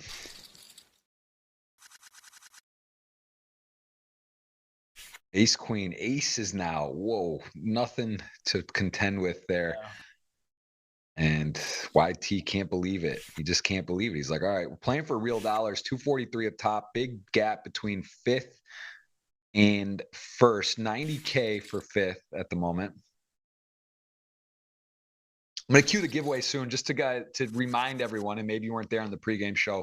Ben and I had 100 units had $100 to wager, where we picked the odds with the in-game GG client app. He selected 3 players with his 100. And mine is going to double up. Yeah, this is, I mean, oh, these are, oh man, this is actually wild. This is wild. This is Ultimate Fish. You selected for a quarter. You got Vasali for a quarter. Your 50 is out. I got a quarter with D1NZV on the line and Kanos for a quarter. So that's 2 players versus 2 players, each a quarter. That's what we got right now out of the 5 players. Very even. Things could get a little out of hand here. This is a big hand, blind on blind. Ace, queen to kings. My man, Brian Rast went out ace, queen to kings in like 24th in the main event in a weird spot. And this is different though. This is 5-handed blind on blind. This is just a little more of a cooler here, as ace queen certainly is in the money, and king's going to snap it off, has to fade. Still not that as big a favorite as you would think. You see the percentages there as the flop comes out. Diamond is interesting. 5 for chopper. Oh my goodness. That is one of the card of cards. Chops possible, diamonds possible, and it is going to be a hold to kings. The chip leader, he started and he has emerged with 5 left. D1NZ is now the short stack. This has been a wild few minutes. Blinds have kicked up as well. Aces are getting handed out like hotcakes tonight. And this is a crazy, and 7s in the big blind. This has been quite a few minutes here on the show. Let's see if 7s can slow things down, take a call, or no. Is it just 5-handed 7s cut off? Does call. Going to save himself some money here, likely. Woo!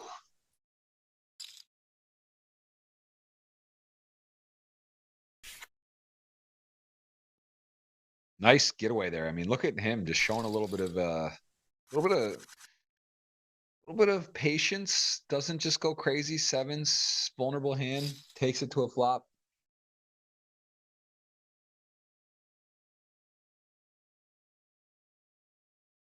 Queen jack suited, definitely debatable to rejam. I think against Kanos it's good. He has been opening really wide, already 9-handed, and they should have seen the stream. So yeah, I think it's a in theory, theoretically speaking, a reasonable rejam. And now we want to ask ourselves, is our opponent opening enough hands according to theory? And I think yes, that's given. So we have a very nice hand to reshove here. Wow. This is quite a row of hands. As played, though, the ace-10 is going to be able to get out of the way because we're going to see a active movement here. 4 seconds only. He's been 3-betting huge with his air too. Let's see if he goes 5-10 again. Oh, just the whole enchilada. Ace queen for all of it. Ace king will answer the call. We are playing a 3.5 million chip pot. Ace king dominating. Queen though, I mean, Ben, this is not right. I mean, some point this is like, come on, man. D1 needs help. Send help. Not it. Are you for real? Ace queen's just gonna pop off there, and now I'm down to. You got all the chips. You literally have all the chips in our bet. I have Kanos. This is crazy. That was crazy. This is not good. The audience is on the hook for likely going to get 50 in the giveaway. I'm going to queue it up soon. And this man, Vasali, is running amok. King 9 suited takes aces down and then ace king to ace queen. He's going to have some nightmares about this player today. That was not great. That was absolutely ridiculous. And he is the chip leader, and you're unknown, the relatively unknown, the start of the day chip leader is tied essentially for first here, as Vasali's going to go to work with the lead. That really escalated quickly. Wow.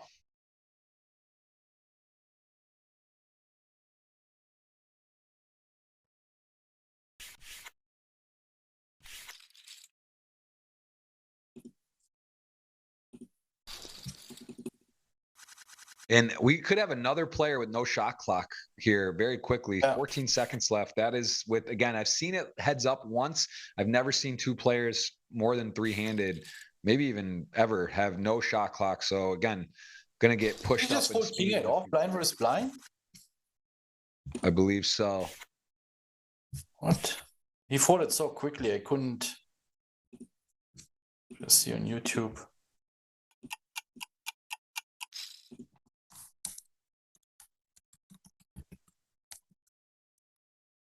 Queen 7 suited, king deuce off, Kanos. One of those selections of hands could be good to shoot it up, right? You got the big little gapper, and he just takes the whole bit on there, all in. King deuce, gonna shoot it in. You folded king 8 off from the small blind first in. Wow. He's got the feel going. He's got the feeling right there. Ace jack, 9-10 suited, deuces, all playable hands. Let's see if the chip leader wants to exercise power. Just calls. Okay, a little flat off the 2 mil stack, 80K, like 20, 23. I mean, 9-10 suited, inviting, but no, not gonna call. Deuces in the lead. Ace jack, first to act.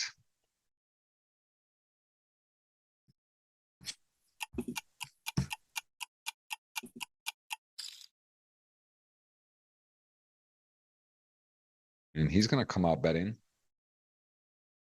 A tough spot if you are with the Broadway, the ace jack, ace queen, ace king, even sort of like not super fun. You could be drawing very thin. You'd get out of the way. Nice recognition by Sally, showing us a very, very nice game plan after he's gotten some chips. He got the ducks back.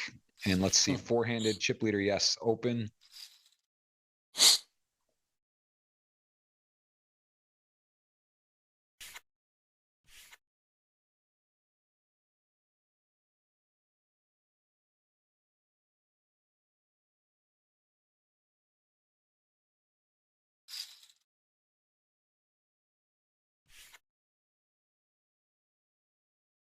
Sometimes I'm really confused. He open folds small blind, king 8 off, and now he 3-bets the 10-8 off. It's just so... Deuces rips it in. I mean, you're randomizing, right? Tell me about your thoughts on randomizing in poker, because this is I've said my thoughts about sometimes if it's a cop out with stuff to just say you're doing this or that. Like, what are your thoughts on actually randomizing? Do you look at a computer, a clock, a number generator, and say I'm doing this? Do you do that? Is that part of your repertoire?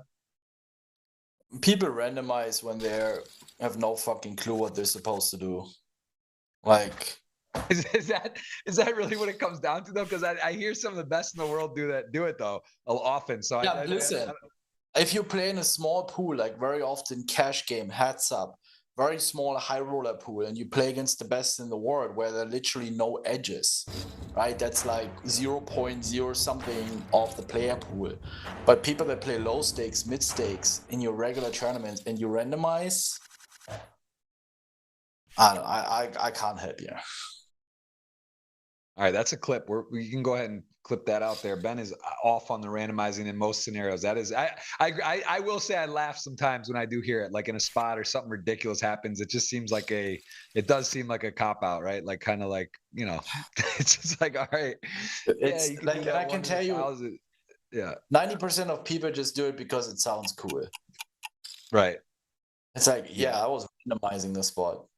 You better randomize some of your brain cells and rearrange a couple of things to approach the game where you understand the money comes from people making mistakes. And if you randomize, per definition, it means you play against a GTO bot. So that means you face opponents that play perfect, and that's not given in poker because that's how we make money. So your focus should always going on exploiting your opponents. And if you don't know what your opponents are doing, you don't have any reads, then try to adjust based on population reads. Like, what is your average opponent on your $50, $100, $10 limits doing? And if you always randomize, you take that ability away from you to learn, to observe.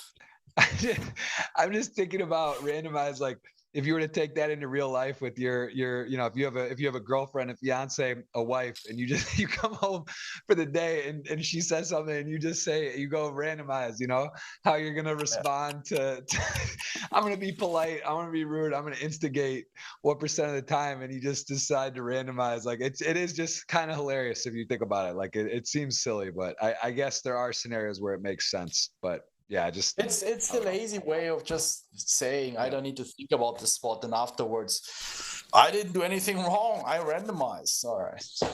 Yeah, I'm with you. I think we're onto that. I'm hearing less of it. I just know a lot of backers out there. They don't love to hear that when you bust the tournament and you come back and someone says, yeah, yeah, just if I would ever stake someone and you would come to me and tell me, but I randomized this spot, I would just you'd be out. You're not. Yeah, good. There you go. No. You heard it first. Tournament masterclass. Don't come to a webinar and talk about randomizing. You save yourself the wrath.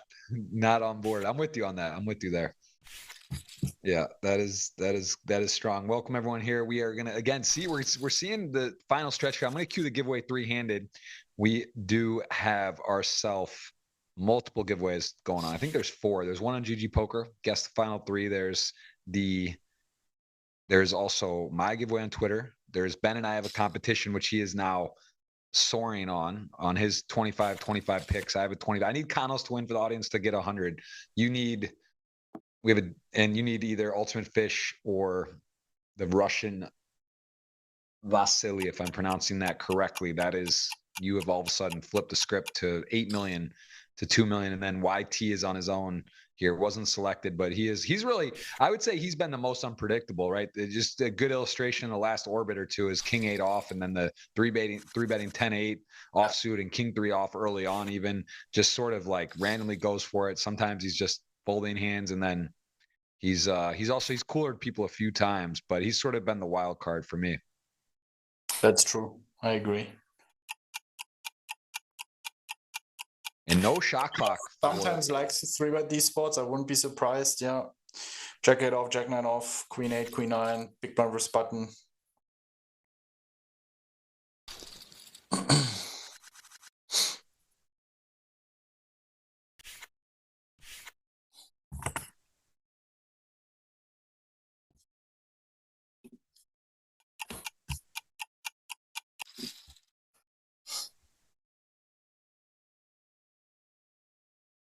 He's definitely exerting force right now. 6-5 off, gonna get out of the way. Gonna get out of the way. 5.6 million chips. That is your chip leader.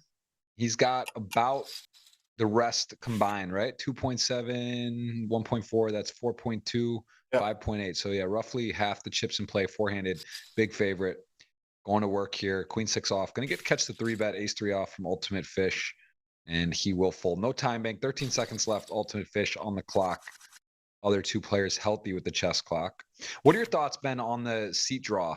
GG. I think I've asked you before, but we got a great show here today. A lot of people. What are your thoughts on when the final table emerges and everyone selects their seat based on chip stack, I believe? How does that impact your decision making down the stretch? Maybe to try to get more chips. How big of an advantage is it? Do you think about it much, and how do you usually approach your selection when you do pick? I think it's a great feature. Typically, you want to stay away from the big stack. If you're the big stack yourself, you want to position yourself against the other big stacks to the left. That's the main strategy. If you're now, let's say, 3rd, 4th, 5th in chips, you can very often predict where the second seats themselves and then the first place, right? Because usually the second seat is going to sit themselves away, and then if the big stack is going to follow and sits on their left. So you can already predict that. And by doing so, you can choose a seed that is ideally away from those two. So in case you get chips, you have position on them. That would be your strategy as a mid stack. Let me take it to the next step then. How, for someone like, let's take Ultimate Fish, who's never played a GGMillion or even on GG, it looks like he comes here, he hits a final table, he's chip leader, and intuitively, I think it makes some sense. But how big of an advantage, or how much of a disadvantage could it be if you're not really alert to that, or just kind of like guessing? I mean, because it does seem like it's a very a relatively important to decision making, right? It's not like, when you flip a coin for a dinner bill, it's a flip a coin. If you play rock, paper, scissors for a dinner bill, there's some skill involved, right? There is some mind games to it. It's like, I would say maybe the equivalent of there's some skill, but obviously it doesn't mean everything. What is, how, I mean? How, like that seems like there could be a pretty big advantage. It is. I mean, it's sometimes it's more, sometimes it's less EV, but overall, I think you're just trying to gain as much EV as possible. And I think all players know that you should probably try to sit on the left side of the big stacks, and they're trying to accomplish that. But ultimately, the big stack chooses last, but there's still chance to sit away from him, So I think true. And I mean, so you say you like it. Would you like to see that implemented would you like to see it implemented WSOP final table? Because it also gives an interesting final table bubble dynamic. Because now, if you're second, third, or fourth in chips, it's suddenly worth to gamble a bit more for the big stack. Yeah. It comes into play. I mean, if you get to choose the top seed on the final table, you do have quite a bit of an edge. And no model, no solver, no ICM can consider this. So when you're in a situation where, oh, wow, he calls it off. He calls, thought about it, close, king, jack, ace, nine. These guys have tangoed a lot. Ace, nine in the lead through the flop. Turn clean. River needs 6 outs, 1 to come, 14%. Clean. Ace, nine holds up. GG to YT, the Belarusian. We are on our podium. And if you are on Twitter, you have a chance, if you've guessed the just go top to the bottom 3. quick. Yeah, go ahead. I'm going to go ahead and drop that link so you guys know for the future. Let me just get you tied in here. I'm going to get you our giveaway for Ben and I as well today for our selection. We did pregame show on the odds on who we thought would win. We selected with the $100 in to gamble with, and Ben and I now he's in a pretty big lead because he has Ultimate Fish and Vasali, and I just have Kanos left, but I will put that link in here. You guys have a chance. I think it's maybe too late for this one. I'm not sure, but in the future, know that weekly, if you're tuning in here, you're going to want to make your prediction for the top 3 and $100 ticket. I'm going to announce the winner as well.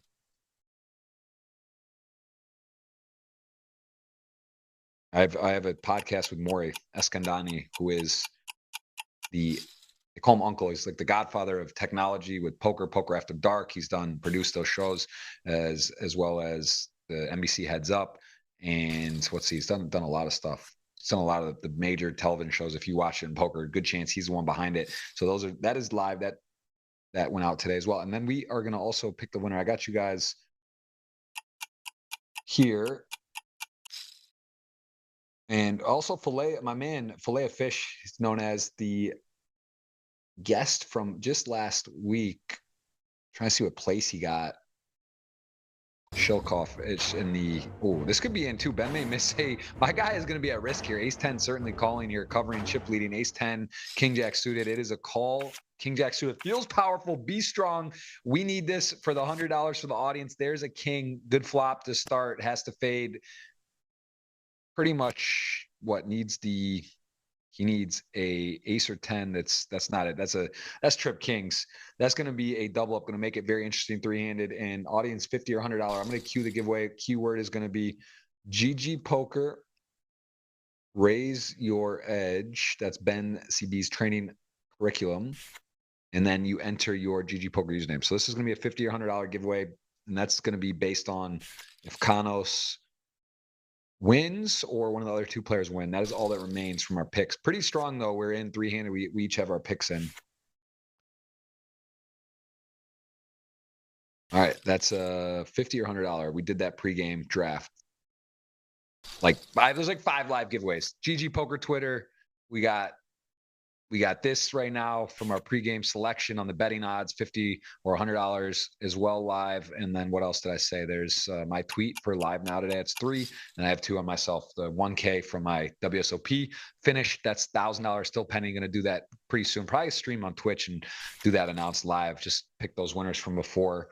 And then we also have, more Ask Andani podcast released today. So I'm doing a podcast coming up with Jared Blesnick and Chris Hunichin. Both won $2 million plus in some massive WSOP events. I had him planned before Jared ended up winning a bracelet. We were supposed to do it live in Vegas, had to leave, but he's one of the card breakers as well, does a lot of sports cards and did at bracelet bets. Pretty exciting. Going to be doing some great stuff there. And appreciate you guys today. What a day. Anyone got to see type of P if you were able to see the pregame show today. First time doing it, want to do it every week. That's the plan. I think it really adds a lot of value to the show. Gets to know the players, gets to make predictions. Going to try to have Ben on that show. We'll have a lot of other really interesting guests. Maybe make 3 or 4 guests even on the show. Discuss the final table, discuss who we like. Get to highlight, showcase some of the players, the personalities, look at the all-time winners. As we saw, I think Artur Mortarizian with 10 titles, just insane. Nicholas Osted on that list of 42 final tables. Now, one of the forces at the final table in the World Series of Poker main event. So we're going to do that. If you type the P, if you got it, I see my man. I'm fired up, man. Is to the whiz and the his. What's up, brother? Good to see you. We are fired. I have flashback to my Twitch days. It's nice when Ben's here, but when he's not, I just get to talk to you guys and girls out there, and I enjoy it. And I think we're going to take GGMillions to a new level. We're going to have post-game stuff. We're going to have pre-game shows, and we're going to have more giveaways and more interaction. And ultimately, I would love for you guys to be able to predict each week, to take a look at the betting odds, whether you can bet on the GG client or not, and partake in that, to take selection, see how you do, see if you can make some good predictions. That's what's up. GGPoker, raise your edge, your username. And we got a lot of content. I'm rolling out stuff. I got more podcasts coming. I got a podcast studio built in Miami. Mid-August on, I'm going to turn it up. We're going to lock the doors, call a doctor, and get it in. Aces, Canos, I'm not ready to give up on you guys for the 100 today. It's going to be 50 or 100 for the ticket. That is what you are typing in the chat. And if you don't have a GGPoker username, that's unfortunate, but understandable, as many parts of the world you're not able to have. Just the way it is at the current jurisdiction, and we will get you that sorted out. We will get that for you guys. We will get it available for you. Ben, you missed some action. We're 3-handed, and Canos had a wild all-in king jack suited to ace 10, full drama, got there, and now it's not a shoe. You're not a shoe-in for a dinner. You're not a shoe-in, and it's a $50 ticket for the audience, or 100. If Canos win, it's 100. Well, our predictions are pretty good picking from us. Out of the 5 left, we had 4 guys. We each selected 3 or 4. I mean, pretty strong predictions from us, and the audience got to make their predictions as well. See how that went today. 10 Jack Kings. This is bad news for 10 Jack here. Yep. But either way, it's your players, and it will be likely a consolidation that heads up with the Canos being behind. I mean, I don't know if there's any other path here. Yeah, that's going to be night. 0%, not fun, but that is what's happening. I don't think there's a world. Queen 9, ace queen, either way, top set, beating all the 2-pair combos, draws. That's going in. This is going to be a 0% situation from our start of the day chip leader. Will not win, was 4.04 to 1 odds to take down this tournament. Probably a little high considering the experience factor, but again, played well, got coolered multiple times, took a podium spot, 148K for the efforts. Well done, Ultimate Fish. I'm sure we will be seeing you again with this performance and you being here for the first time. Very strong showing. Couldn't close it out, but now we play a heads-up match. You can see 190,000 versus 243, $53,000 match. And Ben, what else could we want? The audience has got the $50 or $100 ticket. They're rooting for Canos for more. me and you have a dinner wager, our first ever pregame show, first ever betting odds, structure of betting, and a lot of pride on the line here, Ben. Let's see. I think you got pretty lucky to even be in. I got to say, you had a couple suck outs. This could have been over already, but we'll see if you got the lead now, if you can close this out with either player here is going to be a first-time champion on GGMillion. Always exciting when we see a new crown given, as that will be the case. And there's still some play here. Not going to be just all in. We might see a few hands. And we are on a 3-hour show as well. Wow. Long one today.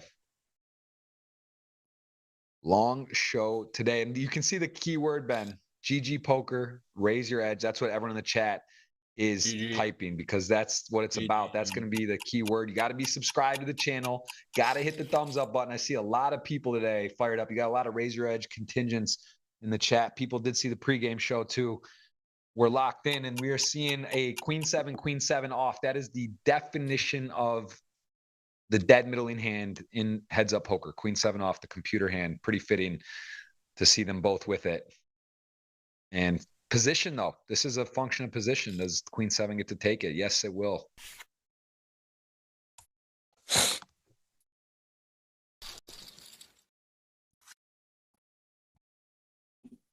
And our friend here just gifted a 50. Remember Alexandra Botez, very talented player. I think he got top 100 in the main event. He was the guest last week, did come on the show. So a little booth magic for you there too. Another example of that. Nice. Super deep in the main. Not sure what place he finished.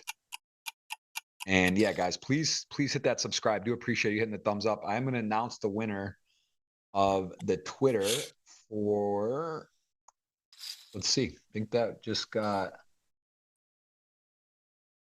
I'm going to type it in the YouTube chat. We're going to type it in, see who won the $100 today. King 5, problematic. Both players with the flush here. Hard to make a hand in heads up. King high, basically the nuts, right? Heads up in position. Second nuts. 8-3 with a low club. Has a straight flush draw, actually. So there is hope. Yeah, I mean, King 5 can go for, wow, that's a big turn bet. That's a big turn. That is asking a lot. That is really going for the jugular here. I think that was a bit too greedy.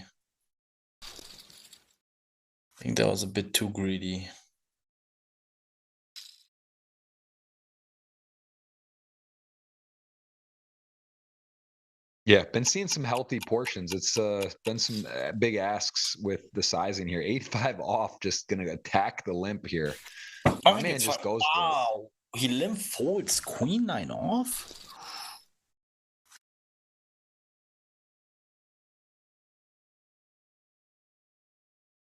I'm speechless.